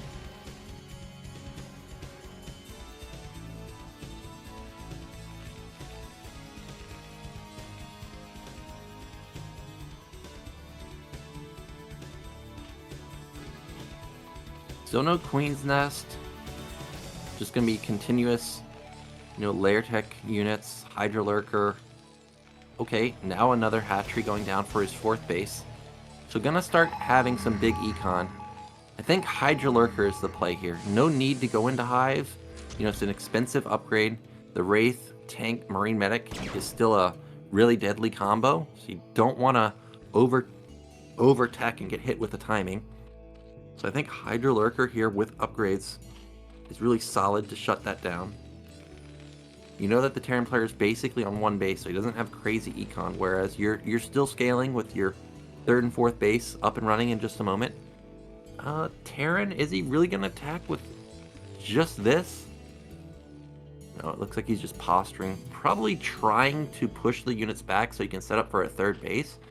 Like I was saying, still no science facility, so you still got to keep in mind that there's no irradiate, there's no detection, there's... it's a dangerous situation to just move out like this. Also, you only have 2 scans.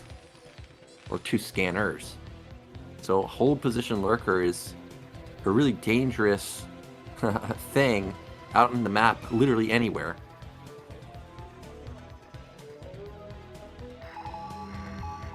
Well, here we go. Terran has a pretty fearsome army, which is why I was saying I don't think you can go into Hive. Almost, kills that Lurker.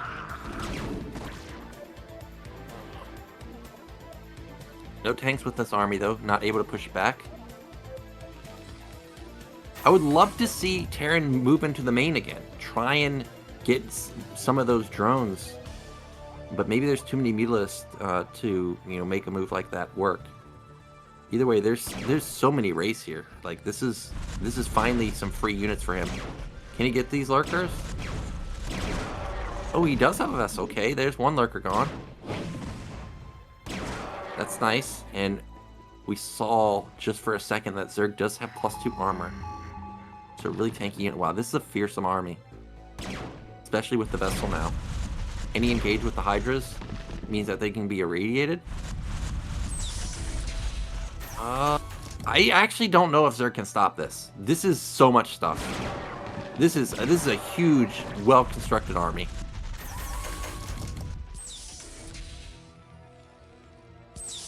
He's gonna counter. Okay, this game is about to get really weird. But he's not able to counter before this attack comes. There's a lot of race. Decent amount of tanks. You can't lose all your Hydras. If you lose all the Hydras, then there's nothing to save the Lurkers. That Lurker's gone. There, here we go. Here's the counter. Bishop is probably like, where the hell did these units come from? Everything's loaded up into that bunker, but that thing got melted. Remember, all the SCVs are here. Burrow, man. Good transfer. He's going to save a lot of them, but he's going to lose. The command center is going to die. And this has stalled the push. There's no more focus on that particular section of the map. Is he going to lose the command center? Okay, actually he is pushing now. Still continuing to push with those tanks. A lot of Marine Medic here. No more race, though. Oh, he didn't lose the command center. It has actually survived. Worker count. Oh, it's gone. It's gone. See you later. So now this is really, really awkward. If he loses the vessel, Lurkers reign supreme. If he lifts his command center, yeah, just like that, he has no more comp stats. He can't scan. This vessel is so important, but I think that we're just going to see the sandwich of the century here as the Hydra's Lurkers come through the back. The tanks are unsieged. This is the moment. Oh, that Lurker dies, but there's so much stuff in the back. Like I said, there's no detection. Scourge get popped. Oh, he's in a corner. Oh, this is going to get melted. Oh, it's going to get melted. That was insane focus fire. But it's still just too much Zerg. And that means that Bishop, he's going to get hit with a loss here.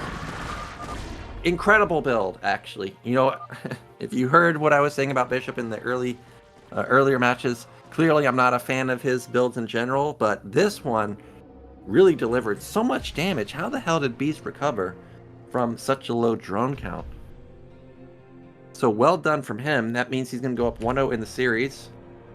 Still needs to get a second win here, so let's get into game 2 and see if Beast can knock him out.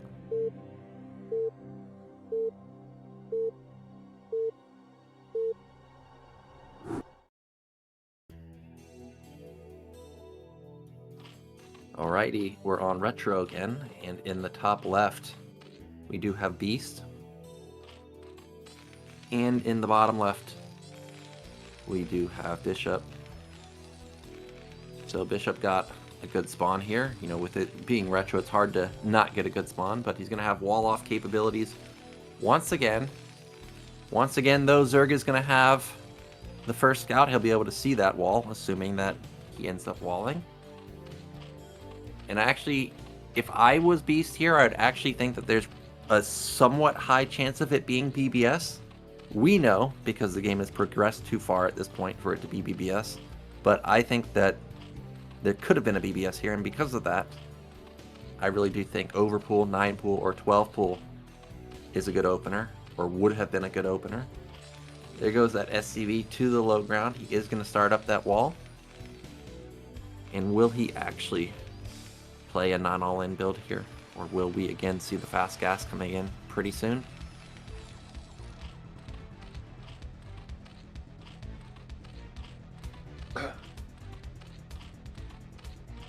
Well, Beast had other ideas.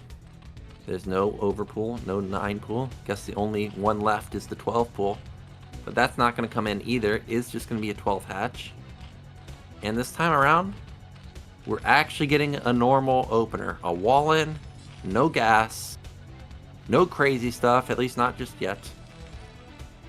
And when he sees that Zerg is top left, if he had something like a 2 racks planned at the natural, you know, with the racks at the natural, I mean, I don't think that's on the table anymore either.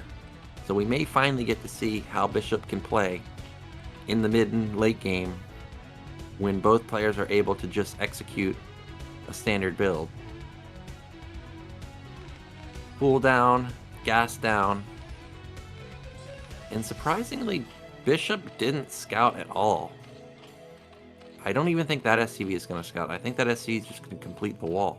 Oh, never mind, it did go up to top left. Then he completes the wall, so everything looks very standard to me. And that SCV is going to build a command center. Like I said, I think it's going to build a command center, is it not? No, it's a second racks.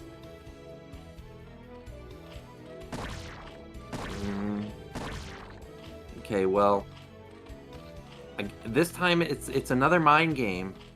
He knows that the Overlord can see that there's no natural. So, or is it a command center? Okay, it's an off location. Okay, I thought it was a barracks, and I thought it was gonna be a mind game where he's trying to act like he's going for a gas build, but it ends up being, you know, a 2 racks. But this time around, this is kind of like what I was saying on the Apocalypse game, where when he walls, it looks like he's doing a 1 base, but he's actually expanding behind it. So this time, this is exactly what's happening. This is a good mind game. I remember watching videos of, it was either Queen or Sulky. They were talking about how Firebat Hero is actually harder to play against than Flash. Obviously not in terms of absolute skill, but harder in the sense that when you play Firebat Hero, he does stuff like this, where you can't figure out what build he's doing. On the other hand, when you play somebody like Flash, a lot of times you know what you're facing off against. You know, you're facing off versus a 5 racks with +1. You're facing off versus a 2 racks or a 4 racks or something along those lines. Like, you know he's not going to do something insanely all in. And even though you know what's coming, you still lose. Like, he's just flat out better than you. But this is hard to read.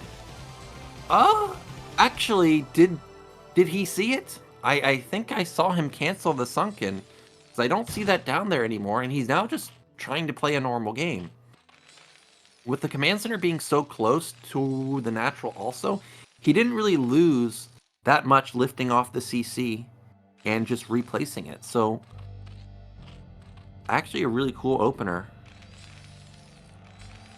And we'll see how this plays out. Fast stem, fast +1 weapon. Normal Spire timing. Unlike in the game of Beast versus Speed, where Speed was able to lock down that 3rd hatch for so long, or prevent it from being put down for so long, I mean. Beast is going into an immediate third hatch and 3rd base. This time, once again, at the natural at top right. Yep, and there's the 4 racks follow-up. I was just about to say this. A lot of times when you see players rush +1 weapon and stem, they end up going into a 4 racks, and that's exactly what we see here. Still continuing to build SCVs though, so he really wants to have a high SCV count. We'll see where he stops at. Looks like he's going to stop at 31. Okay. Decent econ for sure. Definitely going to be able to support the 4 barracks. I'm not sure if he'll be able to support 4 barracks while also getting a factory though, and turrets.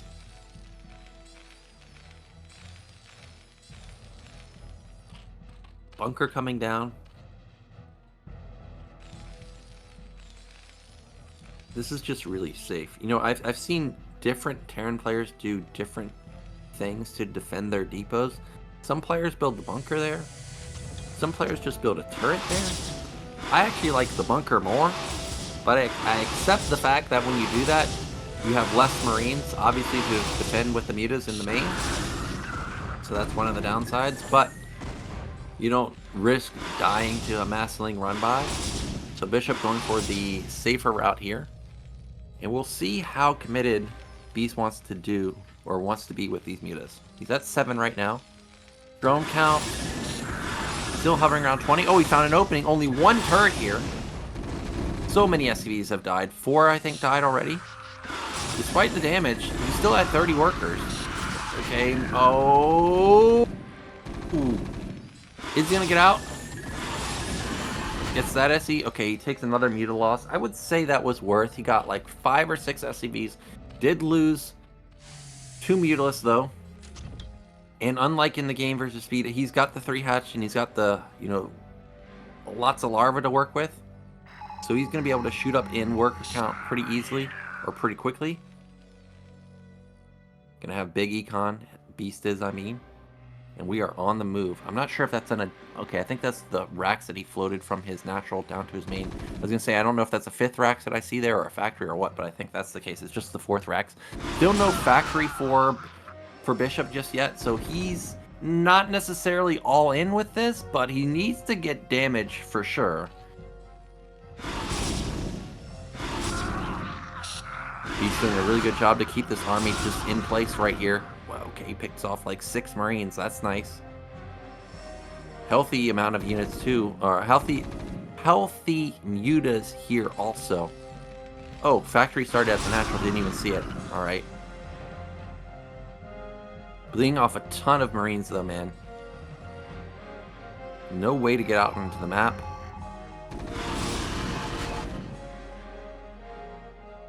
Okay, 1 muta picked off right there.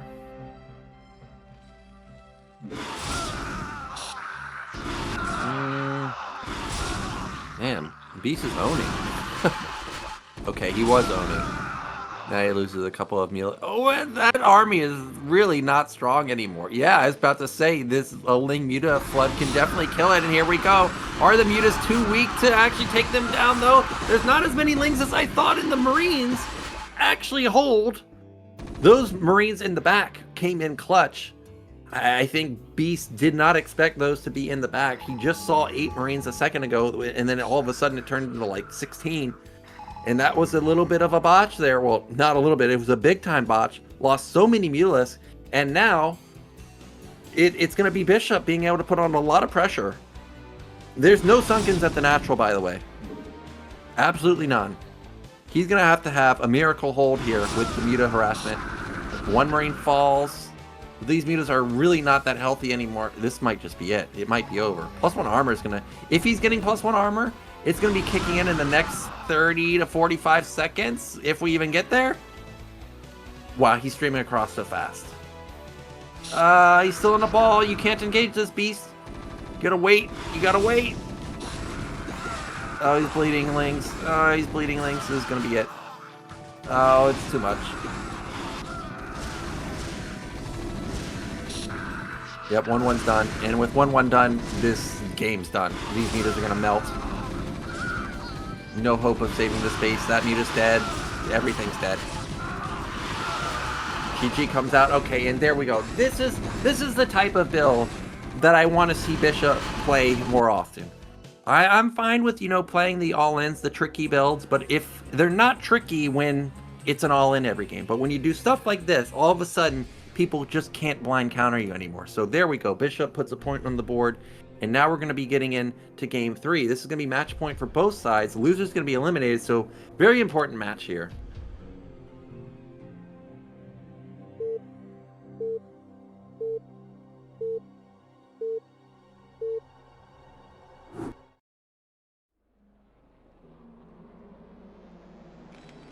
Okay, in the top right of Radeon, we've got Bishop.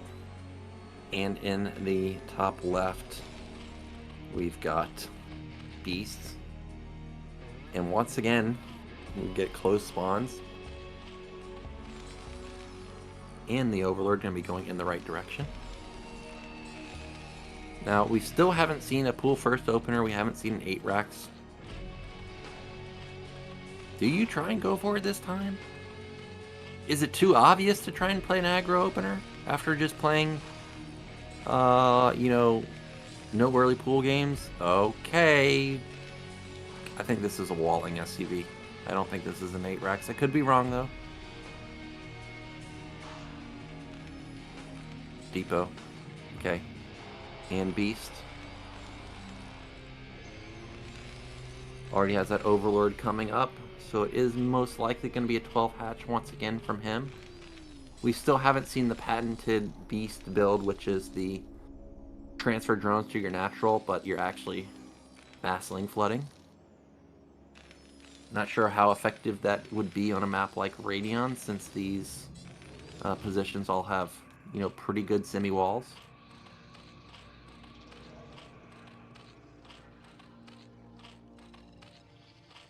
I would love to see Bishop do the command center on the low ground again, like we just saw back to back.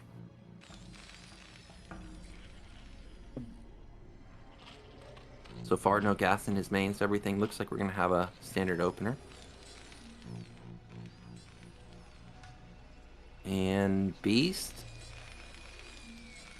Okay, I was about to say, well, there's still no pool, but I just now realized we're just now getting to the 2-minute mark. So there's the pool, and there is the gas.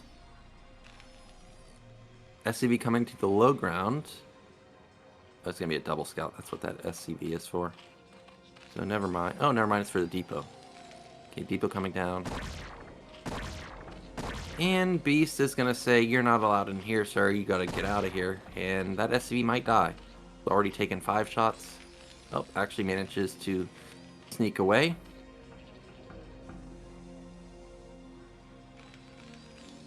And SCV... Is it just going to build it on location, or are we going to do a mix-up? Just looking at the vision of the Overlord, it looks like on this particular map, it's not so easy to hide the command center like you could on, I guess, was it Polyvoid? Or Retro, I mean? But either way, he sees that Bishop trying to play a normal opener here. And I wonder if Beast will try and get tricky himself. SCV still in the main, still getting work done, getting good intel. We've got a small move out, just 3 Marines, making sure that this guy respects that, hey, there could be pressure on the field, and you better build some lings. And I like how he's hiding in the darkness, just like what Protoss players do versus Zerg. They hide the Zealots. So even if he doesn't intend to attack, at least Zerg has to respect that there could be an attack. So just pokes those lings and backs off. And in the main of Bishop, gas coming down. So this is going to be a 2 racks type of play, I think. I think the gas is too late for it to be anything else. Academy going to be coming in pretty soon also. Oh, Academy already started. So it's a 1 racks Academy into later 2nd racks. Really going to be prioritizing those upgrades really quickly. Well, I think he's prioritizing those upgrades. I guess he could be rushing like a really fast 1 medic, 1 fire bat attack. And that SCV saw the drone get sent out. By the way, there's a lot of Marines already produced off of this 1 barracks. So even though it is, you know, just... Okay, even though it is 1 barracks... Well, this game might end. Oh, no. You're out too long. Well... Whatever Bishop's build was, It got flushed down the toilet right there. 7 Marines losing their lives. The Lings just cleaned up. Now, I guess you're going to have the fast upgrades, but you're not going to have any units. These Lings, I don't think they're going to willingly risk their lives to get in here, but Bishop is in big time trouble now. He's at least going to have fast stim and range, but he's going to need to have a miracle. Medic pops out. Oh man, and with it being, with his wall being positioned how it is, his Marines pop out on the wrong side every single time. That's quite the nightmare. No Marine is safe. Meanwhile, in Beast's base, I saw that his spire is about to finish. We've got turrets on the way, scanners coming in to confirm, and once again, Beast is taking a third base at bottom left. Turrets will be up in time, so at least the game will go on, but this is... No, this is terrible. This is so bad. He even sees that it's a 3 racks. I was thinking like, okay, well, what's one way that Terran can maybe make a miracle happen?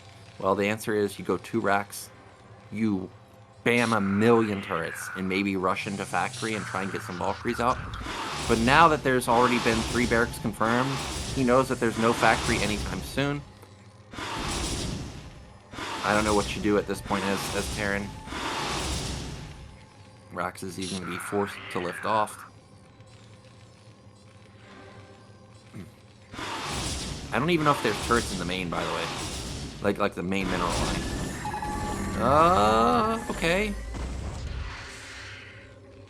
Not able to get any kills. Scans the natural, sees the drone count. Of course, with this being Beast, that doesn't mean anything. There could be mass lanes being flooded, but we know that this game, it is actually good econ for him. No Ling flood. That turret's gonna die. Yeah, there's almost nothing in the main. That's 1 turret. This game may just end right here. There's no Marines. He can't save the factory. That's gonna get canceled. This is a painful way to lose if you're Bishop. 1 mistake and the game's immediately basically over. Nothing you can do. You have no map presence. You can't, tech fast. This guy's got complete map control with the Mutilus. He can do whatever he wants. He doesn't necessarily have to build more Mutilus. He could go into Queen's Nest, go Fast Guardian. He could go Defiler Rush. He could go Lurker Rush and just contain you, and you can do absolutely nothing about it. Meanwhile, you've got to build a million turrets to just survive. So that turret's gonna die. That turret's probably gonna die. That gets taken down. Okay, that was a good trade for Bishop to get 2 or 3 mutas, but still not gonna matter. I mean, there's still 11 mutas here. That SCV died. Marine's gone. Those SCVs died. Still no map presence at all. I wish we could get a look at bottom left to see what that tech building is. I'm gonna guess it's a Queen's Nest, but could be Hydrogen. 27 workers to 25 workers, and yep, that's a Queen's Nest, so it is going to be somewhat quick hive. He has so many options. Guardians, I think, is the move here. That turret's gone, that turret's gone. Now you've just got isolated Marine Medic. Still no starport. In fact, it's an additional Rax. And I don't think an additional Rax is going to save you here. That was nice. Gets another Mutilus.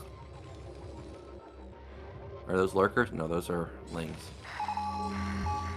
I don't know why I thought Lurkers since we just saw the Hydrogen. I guess I was thinking maybe those were Hydras getting ready to, be turned into Lurkers in the future.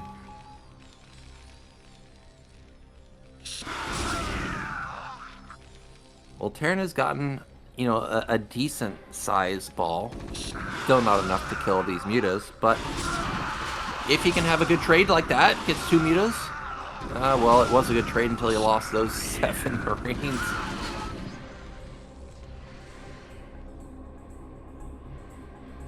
I like the Lings waiting in the darkness, waiting for Terran to feel confident to move out so he can just run him over. Starports, I think, have just finished getting their add-on now. Oh, it's 1 starport and 1 factory. That's a science facility, so he's going to go into vessels. I think that's all you can really do. Your timing window to go Valkyries is probably come and gone. There's the lurker morph, so he's on a clock to get outside of his base. He doesn't have very long. He's got about 20 seconds, maybe 30 seconds, before these lurkers get into position. Well, he's actually going to get out. Okay, so he's at least avoided that. Muta died?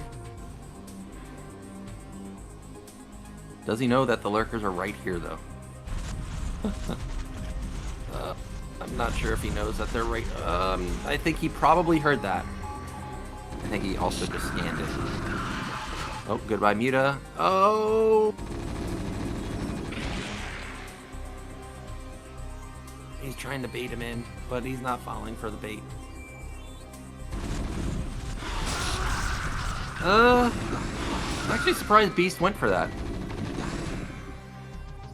He doesn't need to attack, he can just sit here. Yeah, just sit here, man. Just wait. Wait for your Defiler and push and win the game.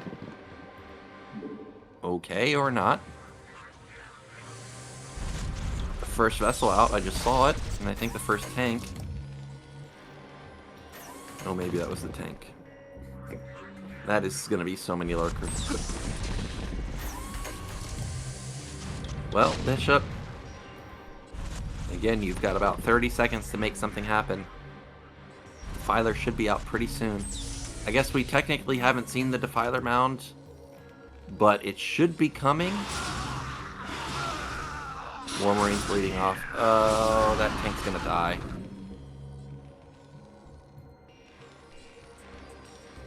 More and more lurkers being morphed. Still a low drone count for Beast. Like, if this doesn't work, he's actually in a really bad position. He's only got 27 workers, and at bottom left, I can see that he's not even mining all of the mineral patches. So he really does need to make this attack work. That bunker dies. The tanks are doing, you know, as much damage as they can. Mass Firebats coming in. I still can't imagine him being able to stop this attack, but maybe if he can get, like, triple D-Matrix off onto Firebats, maybe he can stim and just kill everything under Dark Swarm, but I don't think he's got enough energy for that. There's the Defiler, the Wiggly Boy. And I think we are seconds away from the GG. He needs to focus it down. Okay, there's the Irradiate. But there's the double Dark Swarm, and you're not hitting these. Well, he got what? He got rid of 4 lurkers, 3 or 4 lurkers. I can't believe he was able to kill any of them. Didn't lose a tank yet. But I heard another consume go off. Well, that was a good attempt, I guess. The orange cloud doing work, like usual. Another Irradiate goes down, so he's buying time. If he can get a Dark Swarm into the mineral line, that's it. And he did. Okay, that Dark Swarm seemed like it expired way faster than I'm used to. Maybe it's when you're the one getting pushed, it feels like it lasts forever. But either way, this natural has been breached, and there's still no answer to the Defilers. There's another one. And he is slowly creeping, and now he's going to be on top of the tanks. Not enough to kill that lurker before it burrows. And that's just how it goes, man. You lose your first 7 Marines in the beginning, and it just, Zerg can do whatever they want. They want to go lurkers, great. They want to go mutas, great. They want to rush guardians, great. They want to go defilers. Literally can do anything, and here we go. Into the main. If you can't hold your natural... Oh, there's the guardians that I was talking about. There's 10 guardians at the bottom. So well done from Beast. He is going to eliminate Bishop. I think Bishop's build on Apocalypse was pretty good. I'm actually going to try it out on the ladder. I think Game 2 was one of the best games I've seen Bishop play. In Game 3, just a complete mistake there. He thought that the guy wasn't going to build a lot of lings. He was wrong, and that's how it goes sometimes. So this does set us up for a rematch of Beast versus Speed. Let's get into Game 1 between them.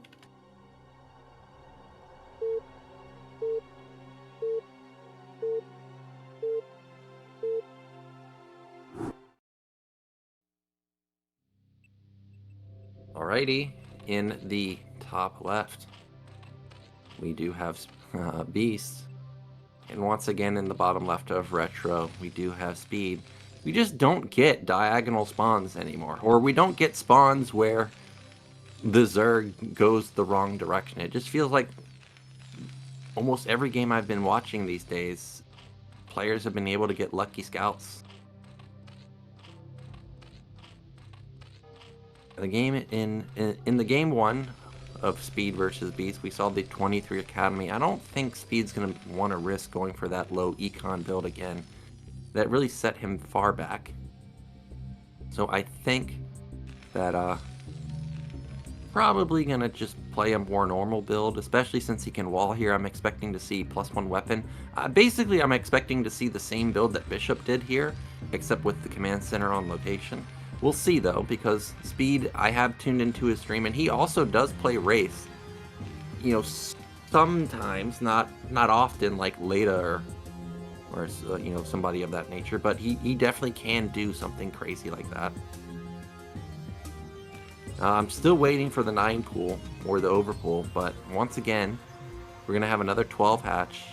There's the racks coming down, as expected, and we'll keep an eye on that mini map to see if the gas will come down, or if it is just gonna be command center once again.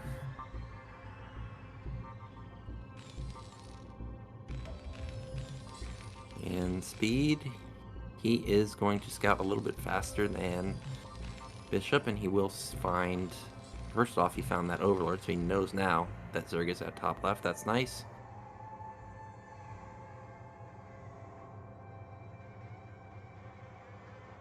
Well, look at this.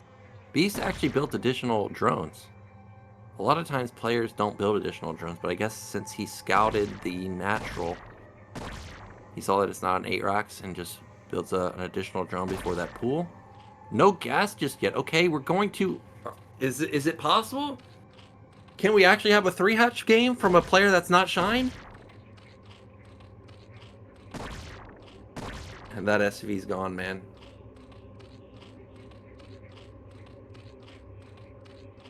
Well, I thought it was going to die, but it is going to be a 3-hatch play.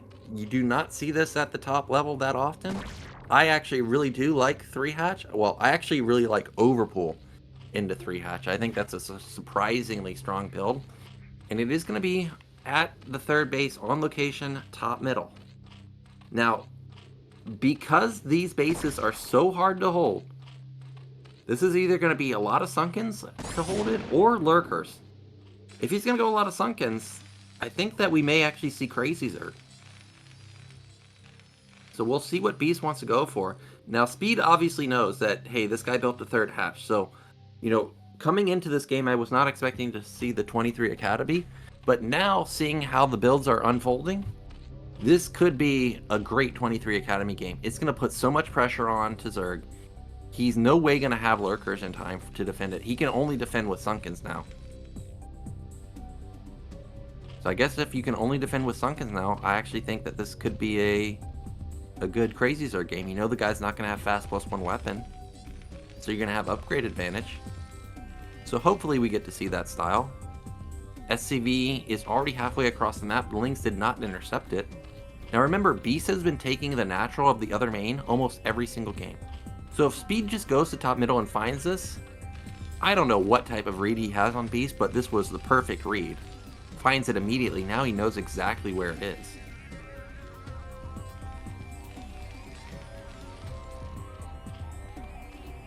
And SCV will get into the main. Okay, he's going to get into the main also, and he'll see... Well, he's not going to really see anything. He's just going to see that the lair started. Not really expecting to see Lurkers or, you know, Spire or something at this point. Not expecting to see Masslings.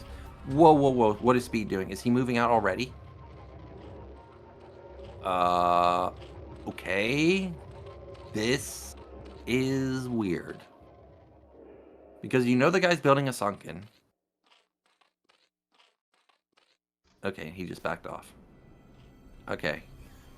I thought he was actually going to commit there, but doesn't commit. Either way, just like in the first game, he has a lot of Marines already built. Medics are already out, man. There's only one Sunken. I didn't see a lot of Lings being built. He may actually be able to knock this down. Where does he want to attack is the question. Nah, he can't knock it down anymore. Double Sunken with Lings is going to be able to defend both locations.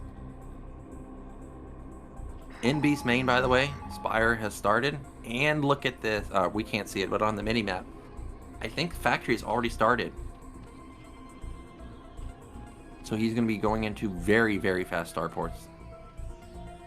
Or fast tank push. I think he's crippled Beast's econ quite well, so going for the fast starport would be nice, especially if he can go for tank Valkyrie. Is he gonna? He's gonna try and end it here? Okay, that's a double stim, leading the way with the fire bat. Drone gets in the way. I don't know if this is gonna work anymore. Maybe he just back off. No, he gets sandwiched once again. These Terran players too cocky with their moves. You knew the guy had at least 8 lings. You saw he had double sunken, and you're attacking up a ramp. Now he cedes entire map control to Beast. Beast can power like a madman. He could all in if he wants. I think powering is amazing. In fact, I think just going straight Queen's Nest, in theory, would have been a great follow-up. But unbeknownst to Beast, Speed already has his factory done. There's the double starport. But once again, this Terran player has such a low Marine count, and he's under threat of just dying to Mutas. He really is. He's not going to have the Valkyries in time, at least not initially. He will have them relatively quick, but it's going to be tough to hold on with just 2 barracks. Now, I was mentioning this last game. There are some players that build bunkers, some players that build turrets at their natural. You can see that Speed is, or at the depot, you can see Speed is one of those players. Oh, what is this? Triple starport.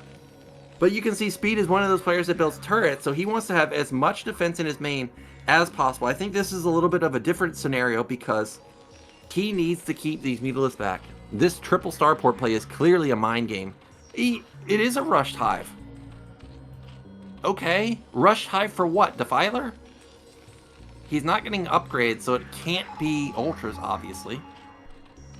I guess it theoretically could be for Guardians, but I think that this is just for Defiler, because, you know, a common follow-up to 2 racks fast pressure is fast factory. So I don't think going into Guardians is the play here. Triple starport Wraith. Again, no cloak. I don't know what it is with these players with no cloak, but he's going to have a lot of Wraiths real fast, but he needs to make sure that it's not spotted. That's for sure. These mutas are really late, by the way. 8-minute mutas? I mean, that's not even a thing. You know, 7 minutes mutas? Okay, sure. Maybe you powered a little bit and then built them, but 8 minutes? I don't know what you're expecting to do with this. Well, we'll see if he can get any damage done. There's already 3 race out. Gonna be 6. I think he's waiting for... Well, I don't even know how many he's waiting for. I was gonna say 9, but I don't think 9 is gonna beat the Mutalisks either. You have to factor in that this guy is gonna have Mutas, you know, probably continuously built up until 11, so 9 race aren't gonna beat that. If there are any Hydras, they can help support the Mutas, so Hydras plus Mutas aren't gonna lose the 9 race. So I'm not sure what these race are actually intending to do, other than maybe cloak and snipe the Defiler and then instantly counter and win the game. Well, we've got Mutas coming into the main. 4 racks. The Mutas are going to run in here and see the race, and he sees all the race. And now he knows, okay, this guy was trying to do a Marine Medic, snipe the Defiler, and then Wraith combo bust. But now that he spotted, that idea's down the drain. Now, all Beast has to do is just sit back, get Plague, get Dark Swarm, and let this guy overbuild expensive Wraith units that won't help him in the late game. 4 in the main. 4 up there. Alright. But Darkstorm beats all of this, so... this is pretty rough for Speed. We'll see how he navigates this situation. His worker count is decent at 37. I mean, he could try and power out of this, try and take a 3rd base. But with Zerg having opened 3 hatch and being on 3 hatch for this long, I don't know if that's something you're willing to try. There's the 9 Wraith. He's gonna have Cloak pretty soon. But as soon as the cloud is down, there's no answer. Like, you can't attack anywhere. I think you gotta go, what is this? A bunker? What am I looking at? Okay, into the mineral line. There's no defiler here, so this is nice. Racking up drone. Okay, that's a lot of damage. Cloak, is it done? It's not done, is it? Okay, there it is. Oh, he lost 2 Wraiths already.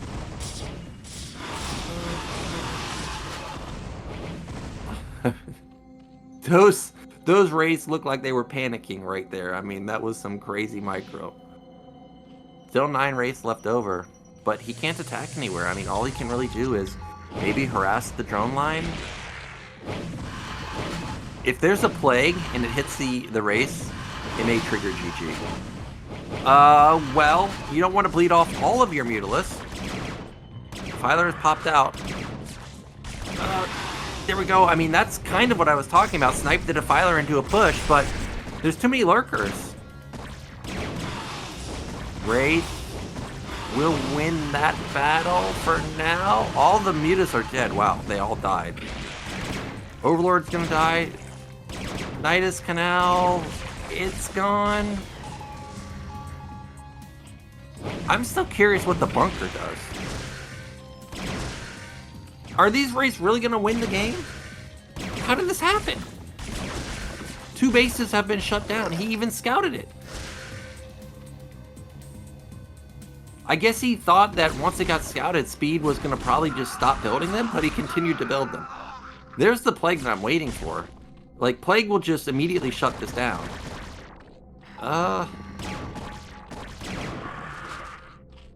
More damage being dealt. Okay, Speed backs off. I think that's a smart move. Wow. This has not been cost efficient at all for Beast. I mean, he's really not trading very well at all. I thought, okay, Plague, great, we're gonna hit the Wraiths. Darkswarm, great, we're gonna be invulnerable. But that did not happen, and even though Speed still has not built a single SCV, he can still transition into a normal game from here. Can't believe that. More drones dying. We need the Plague. Please. Oh, he just barely avoids it. More drones. Another set of drones. Now he just goes to the 3rd base. Those are gone. Okay, I definitely gotta start playing around with Wraiths, because what the heck, man? Each game that we've seen Wraiths being built, they've done ridiculous damage. You know what, actually? I have played Beast on the ladder a couple times. I have high enough MMR to, you know, hit him when he's playing on his alternate account. I think I'm going to try to play Wraiths versus him, and we're going to see how my Wraith play goes compared to pro Wraith play. Probably going to be a disaster, but I'll save the Wraith play for him and see how it actually pans out. We finally see Beast on the move here, but it's too late, man. He's got 17 workers. 17. With the triple starport, he can now start pumping out triple vessel, irradiate everything. And there's still some Wraiths alive. Like, they can still potentially snipe Defilers that are straggling behind. So, I feel like this is legitimately the only time that Beast can attack and maybe actually have a chance. Well, that Defiler gets sniped, so that one's gone. We need a Plague.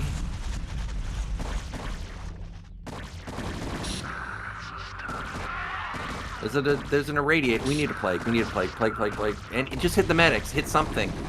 Well, that was not the Plague that we needed.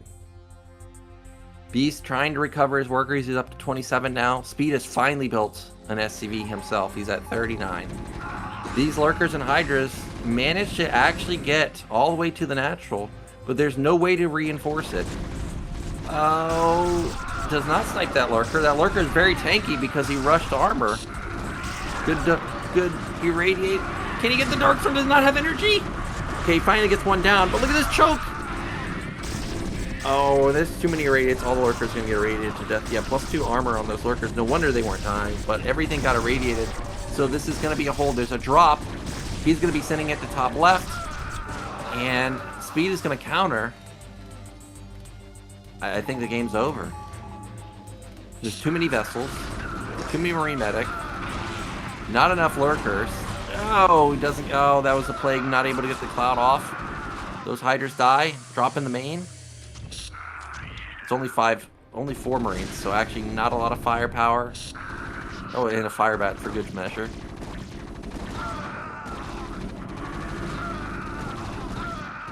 And Speed, he's going to start taking bottom middle. Oh, not start taking it, it's already built. So that's going to be an up and running base pretty soon. Beast still on the back foot. I saw Terran had +2 weapons, so he's going to be even on upgrades. At least in terms of weapon to armor. He also has +1 armor himself, and I don't see any damage upgrades for Zerg. Of course, they don't need that with Plague, but the Plague really hasn't been doing great damage. The Rays come back, they say, hey, did you forget about us? Look at the drones, they're surprisingly tanky now with the 2 armor. Oh, is there no energy? It doesn't look like there's any energy, and there's the GG as Beast taps out. I can't believe that Speed still ended up winning that game. Marine Medic timing did no damage, get your 3-port Wraith scouted, but maybe Beast was just too greedy. Like, his spores were next to the Sunkens, but had nothing in the mineral line. I'm sure if he was to replay that, getting a spore into the mineral line would have saved him some headache, but that puts Speed 1 game away from moving out. Let's get into game 2 now. We're going back into Radion.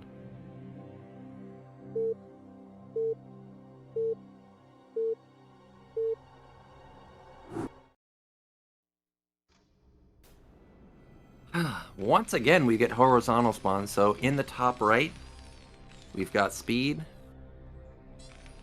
And in the top left, we've got Beast.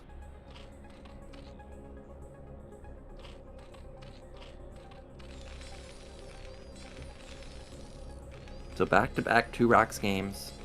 You know, I really didn't think that we were going to have that in the second game that we just saw.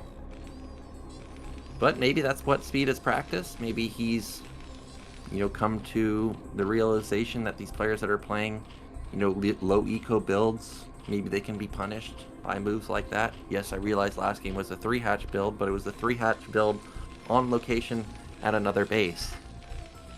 Either way, though, both games, the Marine Medic timing really hasn't done much. I do think he should consider trying something else. We are going to have... Uh-oh. We've got a depot on the high ground. Now remember, Radion can be sort of walled off at the natural, so the fact that this was built on the high ground already signals to me that we could once again have a 1-base Wraith play.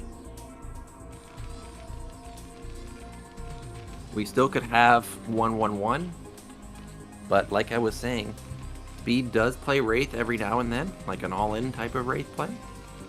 And this really does look like this could be it. Once again, a 12-hatch. Very surprised that we still have not seen a pool first. Maybe he's saving it for the last game? Maybe we'll get a 4-pool there if we get to game 3?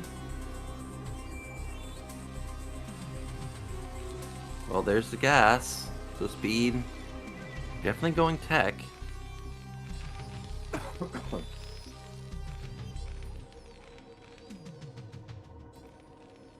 And SCV on the move, and once again we'll find Zerg first, so that's nice.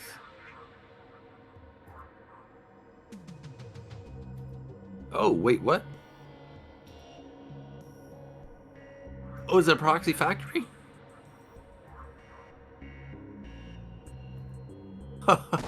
This is too weird. I guarantee you that he was intending it to be a proxy factory, but this drone over here comes over and intercepts him. Because why would you still be going bottom left when you saw the drone come from top left? Right? If anything, you would immediately go up there to see if he's there. So that was really smart from Beast to keep following the SCV instead of head over to top right, because that was way too weird. That was way too weird. By the way, this was an 11 gas. I could tell by the factory timing coming down at 226.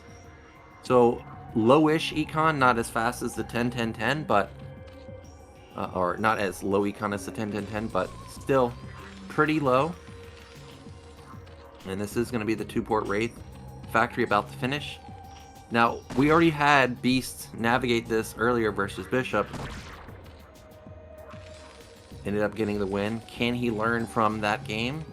As he's going to be facing almost an identical build. Oh, that drone almost died, by the way. Not going to get taken down, though, as SCV loses its life. Not sure what's in the natural. Is that another SCV there? To lose 2 SCV... Oh, that's okay. That's a Marine. I was about to say, to lose 2 SCVs when you're going an 11th gas build is quite impactful. Can he snipe this drone?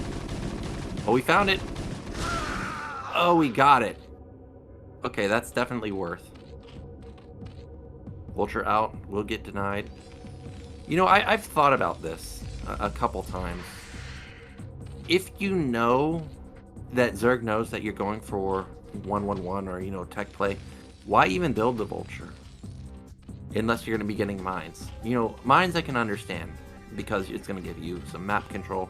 But if you're just going to be relying on Wraith to win the game anyways, what do these Vultures get you? If the guy goes Hydra, the Vulture isn't going to help. If the guy is link flooding, I mean, okay, I guess he's going to try and run in here, but I don't think that this is going to get the damage that he's looking for. Yeah, this is kind of why I don't understand the building of the Vultures here if you're still just on a 1-base all-in 2-port Wraith build. But either way, Vulture got 1 drone kill. Wraith is out, and he is on the move. It's not Hydras this time, so actually the drones will be under threat. However, this time it's a little bit of a different follow-up. We had immediate comsat, or not comsat, add-on control tower. Oh, look at that. Burrow is completed, so that means that these drones aren't going to die. This was really good game sense from Beast to know that this is 2-port Wraith once again. He's going to save every drone. That one's not mining. Doesn't matter. Saved it. And what is this doing? I mean, this is just buying Beast time to get his mutas out. It's not like Speed could do anything else anyways. But I already really love Beast's position. I think he's gonna come back here in game 2. He's already nullified the Wraith damage. He saved all of his overlords. They're in random positions. I don't think it's gonna be easy for the race to find them. Now all he has to really worry about is making sure that he's got critical mass, mutas, and Scourge to not lose 1,000,000 drones like he did versus Bishop. There goes the first Overlord. Cloak is still not done yet. Cloak is a pretty long upgrade, so if the mutas can find these, I think that they'll actually kill them. Cute use of the Burrow at the natural to prevent a command center from being built. That's nice. Oh, there goes one of them. Gets 1 connection. And he's just going to retreat to this. Oh, okay, who wins? Well, I guess the Wraiths are going to win when you just take out the Overlord. Now, I always love to watch the smooth attacking of the Wraiths like that, where they just do the turnaround shot without any loss of momentum, like what we saw Speed do. That's how you know that this guy has practiced Wraiths a lot. So he kills, what was it, 3 Mutalisks, 3 Overlords, and a couple of Scourge? This is looking pretty decent for Speed. But you still gotta remember, this is a 1-base Terran versus 2-base Zerg. Zerg has lost no drones. You can see it reflected in the worker count, so big econ for him. Would love to see a 3rd hatch in the main, actually. More defensive position. There we go. There's the 3rd hatch. So more larva, more econ, more defensive. Don't have to worry about losing it to a drop or a Marine medic or, you know, just race. Not having it be a liability. Still more Wraiths being built. He's going up to 8 now, repairing them up, making sure they're healthy for the following engagement. And okay, there we go. I think that is a Hydra. And I was gonna say I didn't see any big building for Zerg, but not the case. Hydra coming down, or Hydrogen coming down, Evolution Chamber coming in, and once again, it's gonna be a 1-base follow-up with Marine. I think that's Marine medic, or maybe is that a command center on the high ground? I mean, the barracks isn't a weird... That would be a weird barracks placement. So actually, I think that is a command center. I think he is going to be expanding.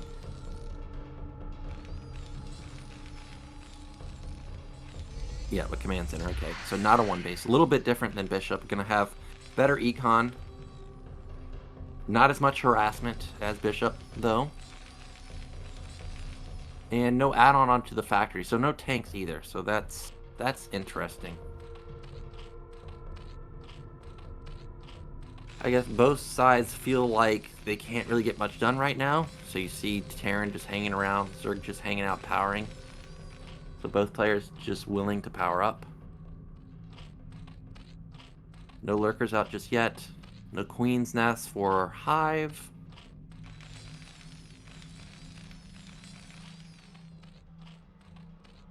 How many mutas is that? Okay, it's 11. I'm surprised that we don't see movement from either side. Like, there's no... Like, the Wraiths have Cloak, right? They can move out into the map and just get away with being invisible. So I'm surprised that they haven't even moved out. Maybe it's because he doesn't have any turrets in his main? I'm not sure, but either way, mutas poke in. See the command center coming down. And look at this. Beast has another base coming up at bottom left. I actually didn't notice if the SCV scouted it, but the way he's moving makes me think he didn't actually scout the main.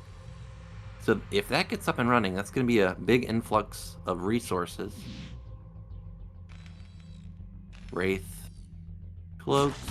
No engagement coming in. Oh, SCV gets in! And he will actually see that it is a Hive follow-up. Okay. So that means that Speed is going to have to be on the ball here. He's going to need to get his additional add-on onto the starport, get his gas, start going into vessels once again. Otherwise, Hydra Lurker Defiler going to be a tough comp to deal with Wraith Marine Medic, no tanks.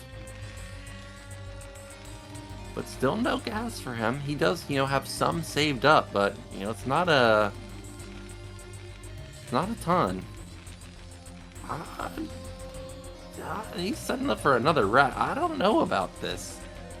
If he can hit before Zerg gets his Hydras and Lurkers, or can hit before the Lurkers and Defilers, then sure, Oh, what's this? A Queen? Alright.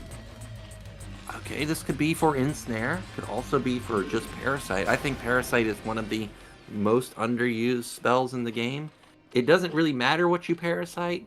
You can Parasite a Spider Mine, you can Parasite a Medic, Parasite, a Vessel. You can even Parasite an SCV. If the SCV is mining minerals, you can see as it goes back, what's there. Is there a tank there? Is the Marine Medic there? It's really worthwhile to Parasite literally anything. It doesn't really matter. Well, we've got the fourth base up. I think it got scanned. Defiler Mound is on the way. Nidus is on the way. So if Terran wants to attack, he needs to do so pretty soon. He's got a lot of race. He's got a lot of firepower with the Marine Medic. Like, his Marine count, obviously hasn't been whittled down at all. Okay, here we go. Now we're on the move.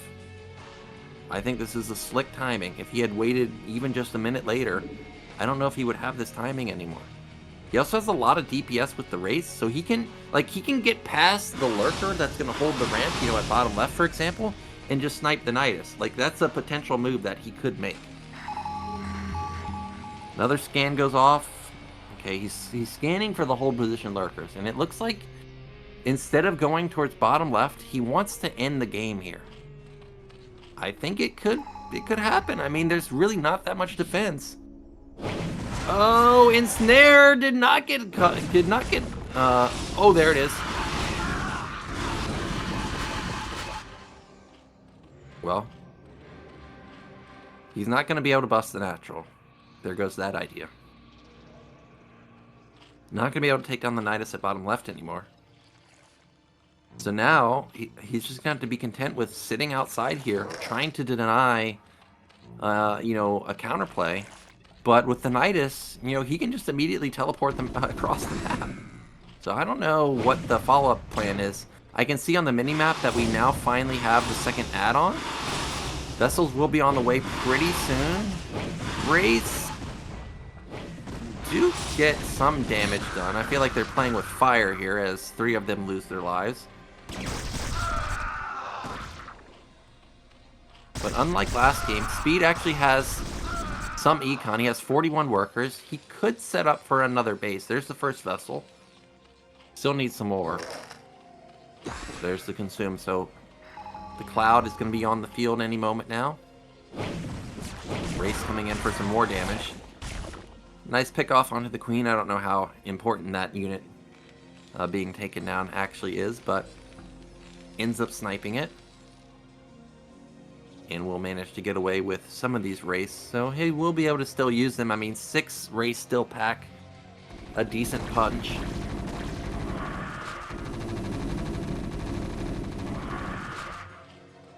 Right, those Hydras were obviously misrallied somehow. Terran's still on the move here. Got a decent vessel count. Now is he gonna make this move up top? Remember, I thought that this was a risky play to just run up here, but maybe with this action going on, maybe he still makes that play. There's the Plague. Doesn't hit much, just hits a couple of vessels. Terran's third base is... Okay, he still goes for it. Okay, so this is going to be hilarious if this is not actually broken. But everything so far is the same. Zerg's money is way less, that's for sure. Okay, for a second I thought he was loading something up. But that was just the Nidus.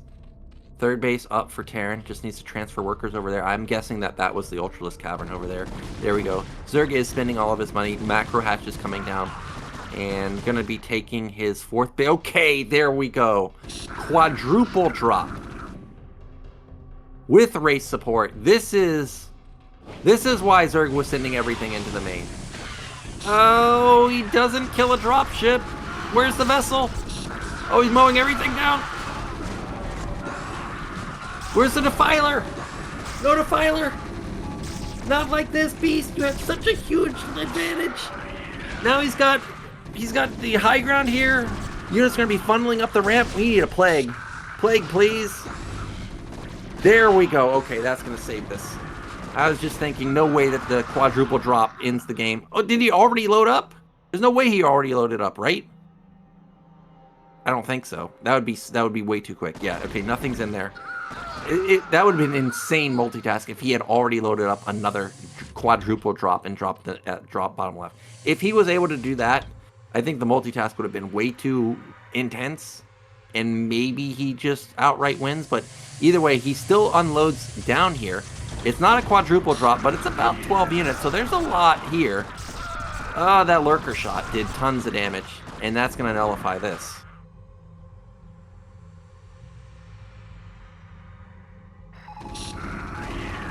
Well, it's starting to get weird for Terran once again. You've got all these drops. You've got a lot of units, but where do you attack? You don't have a lot of vessels. You can't irradiate all the lurkers. So you can't, get rid of those and then try and do a bust on the 4th base or natural or something like that. He's, I think, going to have to just try to keep using these dropships to either find an opening in the main or... I mean, I think the main is just so close that you could draw units out of position with a drop in the main and then hit the natural, that I think that's the play to try and get back into this game. But there's a Defiler in position now. Drops unload. Dark Swarm. Plague. Okay. That was nice. Shutting down the middle line. Alright, that's a lot of damage, but all of these Marines probably going to lose their lives. Yeah, Dark Swarm comes down. Going to loop around. Can he get any of the key buildings, like any of these evolution chambers, upgrading armor, for example? Doesn't look like he will. I hear a lot of scans going... Oh, Eraser? Eraser? No.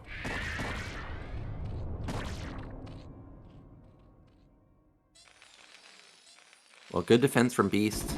The fact that he's held 3 drops and taken not much damage is a good sign that he's going to be going into the mid game with in a very favorable position. Shutting down the 3rd base is nice. Terran's basically mined out in the main, so he desperately needs to get this base up and running, and he needs to get it up and running real quick.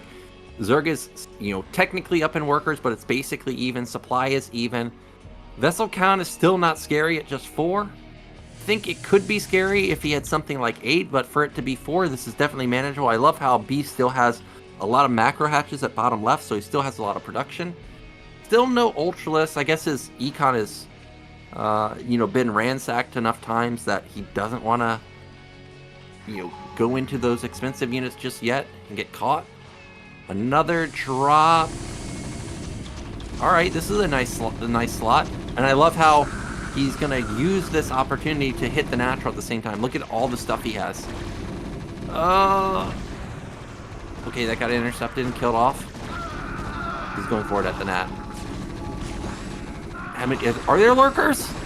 I don't see any lurkers. Oh, if there's fire bats here, this might be the move. Does he have enough to get through if he can snipe the Nidus? Dark Swarm saves the day for now. Okay, lurkers in the main, gonna come down. Oh my gosh, this is so close. Lurker, you gotta burrow, man. Are there no more irradiates? Wow, that is just barely enough. If he could have... Oh my gosh, that's so much stuff. If he could have had all of that stuff over there with a few fire bats, he may have been able to actually end it. Instead, Beast barely holds on. Now Beast is actually on the move. Gonna clean up half of that army. More irradiates going down, so that's nice. Gonna get a Filer. Another drop down the bottom left.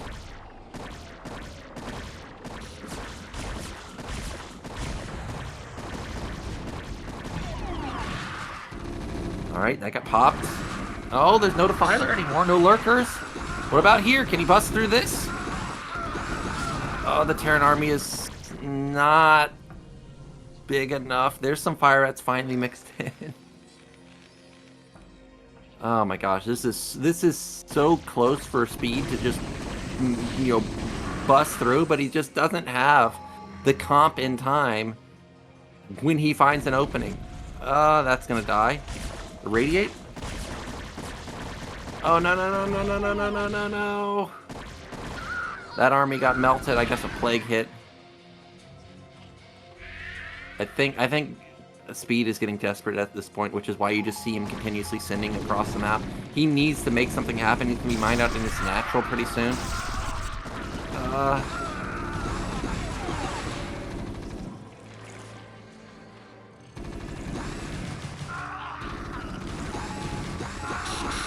Just never-ending scans. I just hear it constantly going off. Another Defiler comes out.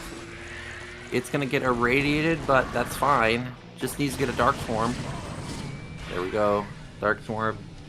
That means he can't attack here anymore. And Speed, he still hasn't sent any SCV out to build a command center. I think that SCV that we just saw at bottom or mid-right is finally being sent out to do something.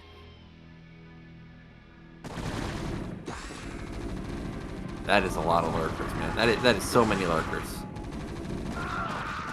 Oh, okay.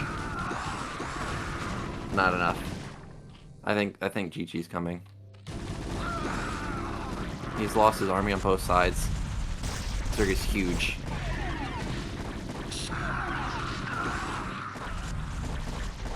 Way too much Zerg. Just way too much Zerg, man. Almost made it work with the drop. Almost made it work with the coordinated attack at the natural. But in the end, Beast, he's going to strike back here unless there's an absolute miracle. He's up 20 supply. Terran basically mined out in the natural at this point. No additional command center. Terran's also has no armor, by the way. Like, his Marines, yes, they hit hard, but they also get hit real hard. There it is, GG. And we are going to be going to match point. It's going to be the final game of the day. It's game 3 between Beast and Speed. I like Speed's build. Once again, the race, they're always very strong when players like him can control it. So let's get into game 3 and see if actually Beast can take down a really strong Terran.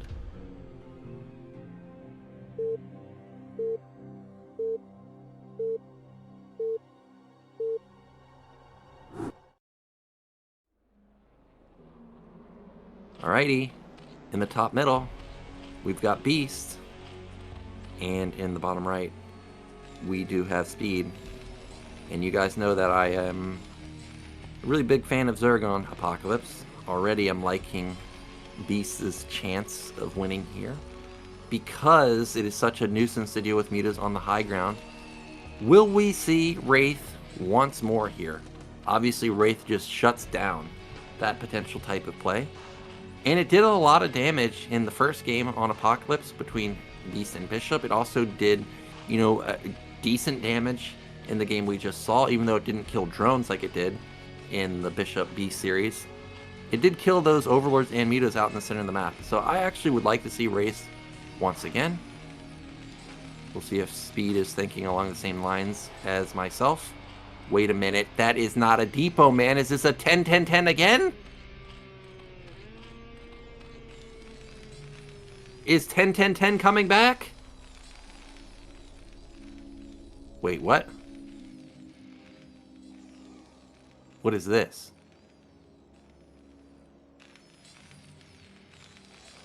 Okay, that depot was way later than I thought.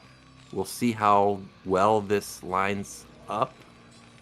I don't know what's going on. The Rax is late. The gas is early. Well, this is awkward. This ends up being a 10-10-10, but the timing of all these buildings are going to end up aligning like it was an 11 gas. So it's basically him playing an 11 gas build with one less worker. So I don't know how much better this could get for Beast here. Terran's just playing with a deficit at this point. But Beast is going to, of course, find Terran first. It's just how it's gone in this tournament. He sees the wall. He's probably thinking to himself, again, really? Another person going to play me on Apocalypse playing 2-port Wraith?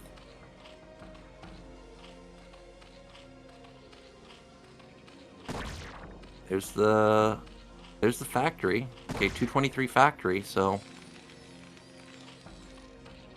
everything so far, once again, looks like it's going to be 2-port Wraith. I will say this about Speed.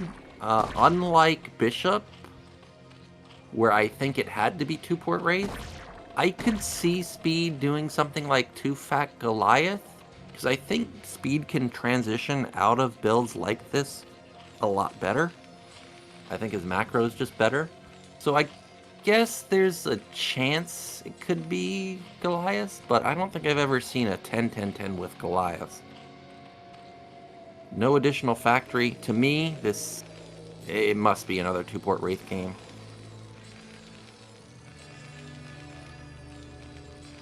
And there it is. It is going to be the 2-port Wraith once again. We saw in Radeon successfully held the Wraith harassment with Mutalisk and Burrow. We saw him attempt to hold it with Hydras on Apocalypse last time. I wonder if he'll once again try and go Mutalisk here, or if he'll try and make the Hydra play work. To me, it looked like the Mutas were a lot better, but maybe he just misstepped and actually Hydras are better. The Overlord doesn't see the starports, but I can guarantee you he's assuming that this is the case. Now, once again, the Vulture gets built, and it is going to be sent out. Hydra Den again. Okay, interesting. Maybe this is just map specific that he likes to play the Hydra Den? Or maybe he's going to go Hydra Den just for the SimCity? Nope, that's another hatch. That is not a Spire.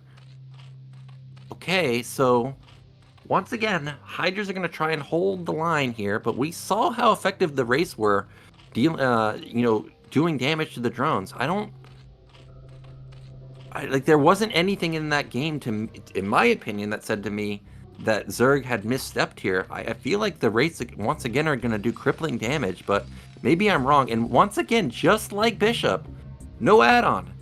So I guess with this 10-10-10 build, you just want to have as many Wraiths as possible. First Hydra out. 2 Wraiths are out already, though, and they are on the move. He doesn't scan. He's scouting with this Wraith, sees that, hey, this guy's going Hydras this time. But this is what I was talking about. Hydras have less range than Wraiths, just barely. So these Wraiths can rack up a lot of damage. So far, the Hydras have done good damage, already, you know, doing half health to that one particular Wraith. But we got to keep in mind that 3 Wraiths can 2-shot drones. So you got to be careful. There goes 1 drone. That's only with 2 Wraiths also. So already it's looking ugly. There's going to be another drone. That one's gone. That one's going to get picked off. Maybe not. Well, he can start fighting Hydras straight up if they want to fight 1v3. Okay, here we go. A difference this time. Zerg is on the move. He has 5 Hydras. He's saying, you know what? I'm tired of dealing with these Wraiths. I'm just going to counterattack you, and you can deal with these Hydras. 4 Wraiths. Oh, Spore. Okay, he's learned. He's put the Spore at the mineral line this time. Hydras are here. Bunker is barely in time. Get in there, man. Don't.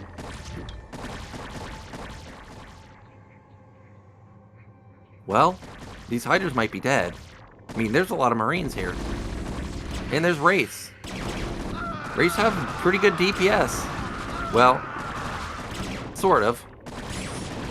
Good micro right there. Still no Wraith has died. So, he is going to lose these 6 Hydras. He does kill 4 Marines. But for me, what critically this did was it alleviates pressure in the main. And it allows for him to get Spores up. Allows for him to get his 3rd hatch kicking in. You know, get Hydra set up at all the position. Potentially get range upgraded by then. And Overlord speed. So even though he lost a lot, I think that was a worthwhile sacrifice. There's still no cloak. Oh, well, you gotta be careful here. 2 Hydras are not gonna beat 6 Wraiths. Oh, there we go. There we go. Really good interception. 2 Wraiths gone. Only killed, what, 3 drones, maybe? Something like that? And, you know, unlike the game versus Bishop, this hatchery was this 3rd hatchery was really quick, so he can replenish the drones pretty easy. I would still like to see a Spore behind that mineral patch so that he can really be tight versus the Wraiths, but we'll see if the Hydras are enough. He's starting to use hold position instead of focusing. That 1 drone dies, though. Another drone, another drone. Another drone, look at the distance. Oh my gosh. It's still even workers, though. That's the crazy part. Despite all this damage the Wraiths are doing, it's still 25 to 25. And because Terran's econ was so low for the early stages of the game, he still doesn't have 3 racks. He still doesn't have, you know, a command center. He still doesn't have an academy. I think he does have tanks. Yeah, right there. He does have tanks. So he does have add-on with tanks. Cloak is coming in. There's the command center finally starting. No lurkers yet, though. Another Wraith or another drone gone. Oh, he can start killing overlords. Oh, another drone gone. Another drone.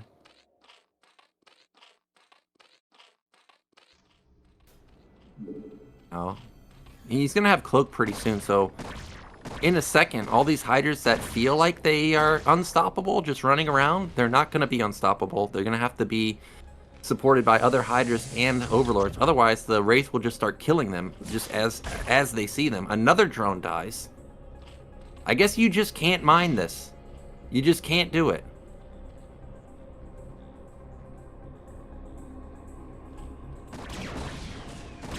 I guess Hydras really just aren't the answer to this. Yep, and that's what I was talking about. No Overlord support means dead Hydra. Now he's gonna run back, try and find some more drones. But they're all on the gas, man. They learned their lesson. You just can't mine them. Oh, that one didn't. He needed a reminder. And unfortunately, he's not gonna get another one because he's out of here, bro. He's gone to another world. Command center done. And he's gonna get that base up and running. Lots of tanks already built. What's he at? 3? He's got. No, I was gonna say he's got Marines also, but I don't see any. Gonna heal up these Wraiths, so he can potentially shut down a counterattack. He needs to get his tanks into position. There's Hydras on his doorstep. We didn't see any lurkers. If there were lurkers here, Hydra lurker, he could shut. Oh, it's the muta switch. I didn't even see the spire. All right. How many wraiths are left over? I only counted 6. So once again, Beast may be able to just shut down this base.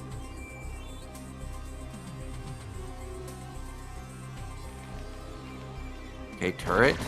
That is a lot of Hydras.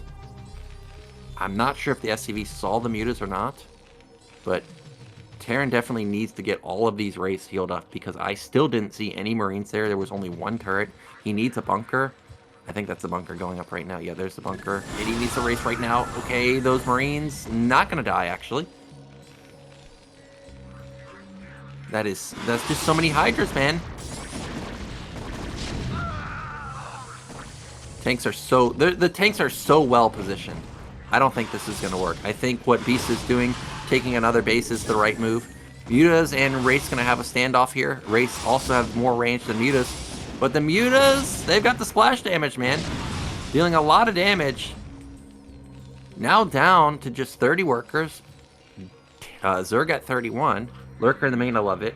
Make sure that no drop catches him off guard. Another hat. Okay, really big macro. Really big econ.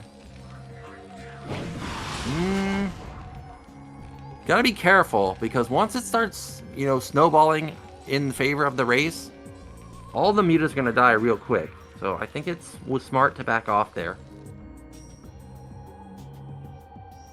Wow, big drone cycle. Up to 40 drones. Damn.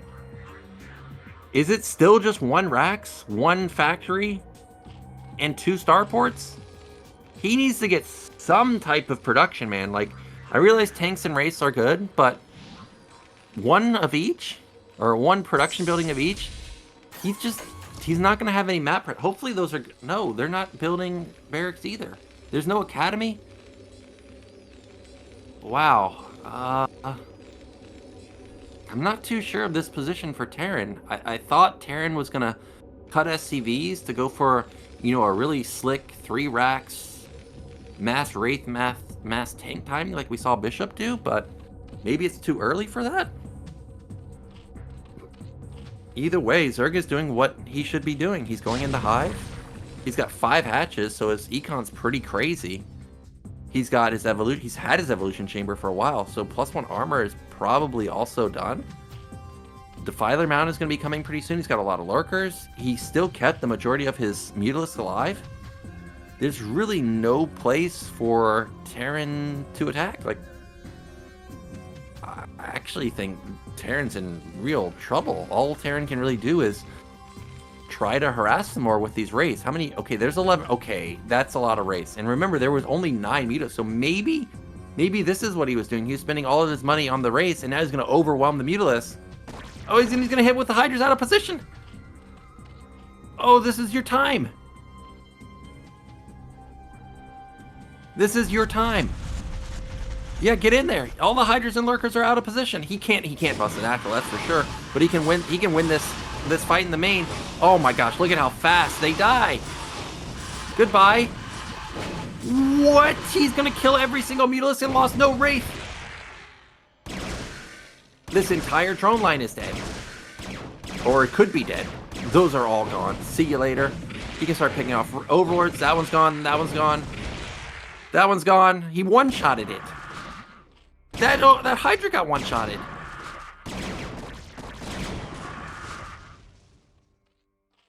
Two more. Wow, he just builds so many wraiths. That was really, really nice. Killing all those mutas is so expensive. Now drops are all of a sudden really scary. Another hatch going at mid-left. You can't win that fight, man. Yeah, just get in there. Oh, he kills that drone. That drone's gone. Another drone, another Overlord. You're dead.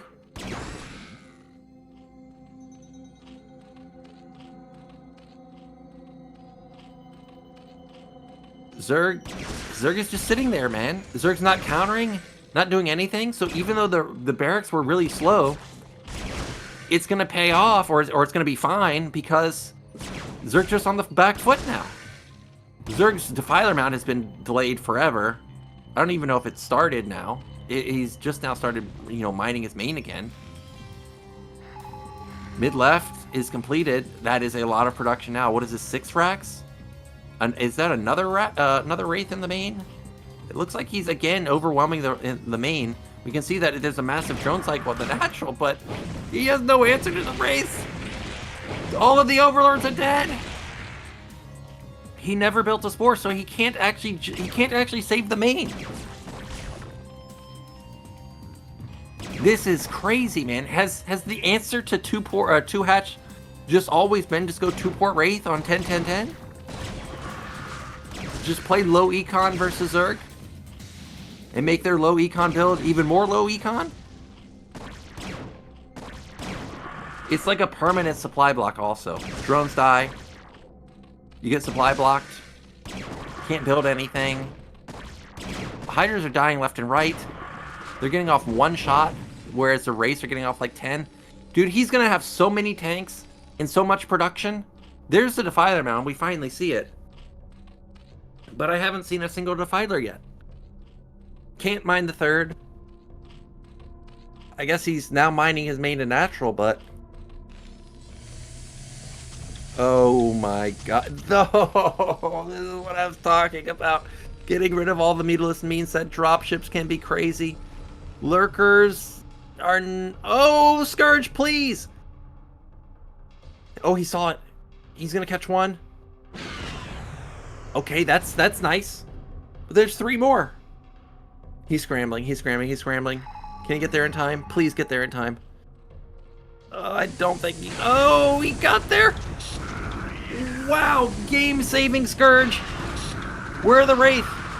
There are no Wraith. The Wraiths are not there to support them, so the drop is going to get cleaned up. This harassment at the 3rd base is still taking place. That was a clutch Lurker and Scourge spotting right there. Can't believe that he saw that. Filer, so tanky, ends up still getting taken down. Oh, it ends up being a counterattack at the natural. Oh, there's Dark Swarm! Is this it? There was no vessels! No way! Because he went into all those dropships, he has no vessels! Dude, Speed, you did so much damage, but he's gonna lose everything! This command center's dead. Is this it? Is Beast gonna do it here? There's no answer to the Dark Swarm. No answer, absolutely none. Okay, finally there's some vessels, but they just don't move on rally. In the main, there's a drop. There's Wraith. This has to win the game for Speed. It's his only hope. He has to win the game with this drop. And it doesn't look like he's gonna do it. Beast. He holds on. I actually cannot believe that Beast won that game. I thought for sure that Speed had done enough damage with the Wraith to win the game. So congratulations to Beast there. He barely survives, and he's gonna feel like he won the lottery, taking down all these Terran players trying to play Wraiths versus them. It's so good to shut down cheesy builds like that. Let's take a look at, I guess, our remaining bracket. Are we gonna look at the bracket again, or are we just done? Oh no, we're getting a rundown today. Okay, so we saw Snow beat Bishop, Beast lost to Speed earlier, then Snow took down Speed in a really good series. Beast took down Bishop, and then Beast took down Speed, getting revenge from game 1. So we've got Snow and Speed out of the group. We've got Snow and Beast, so we've got 1 Protoss and 1 Zerg. Both of the Terrans getting eliminated. That's a little unlucky, but that's just how it goes sometimes. So that is going to be it today, guys. Thank you so much for watching, and thank you for the continued support of StarCast TV. If you enjoy the content that you are seeing, definitely consider becoming a Patreon supporter. And I look forward to seeing you in the next group, which is going to be Group B.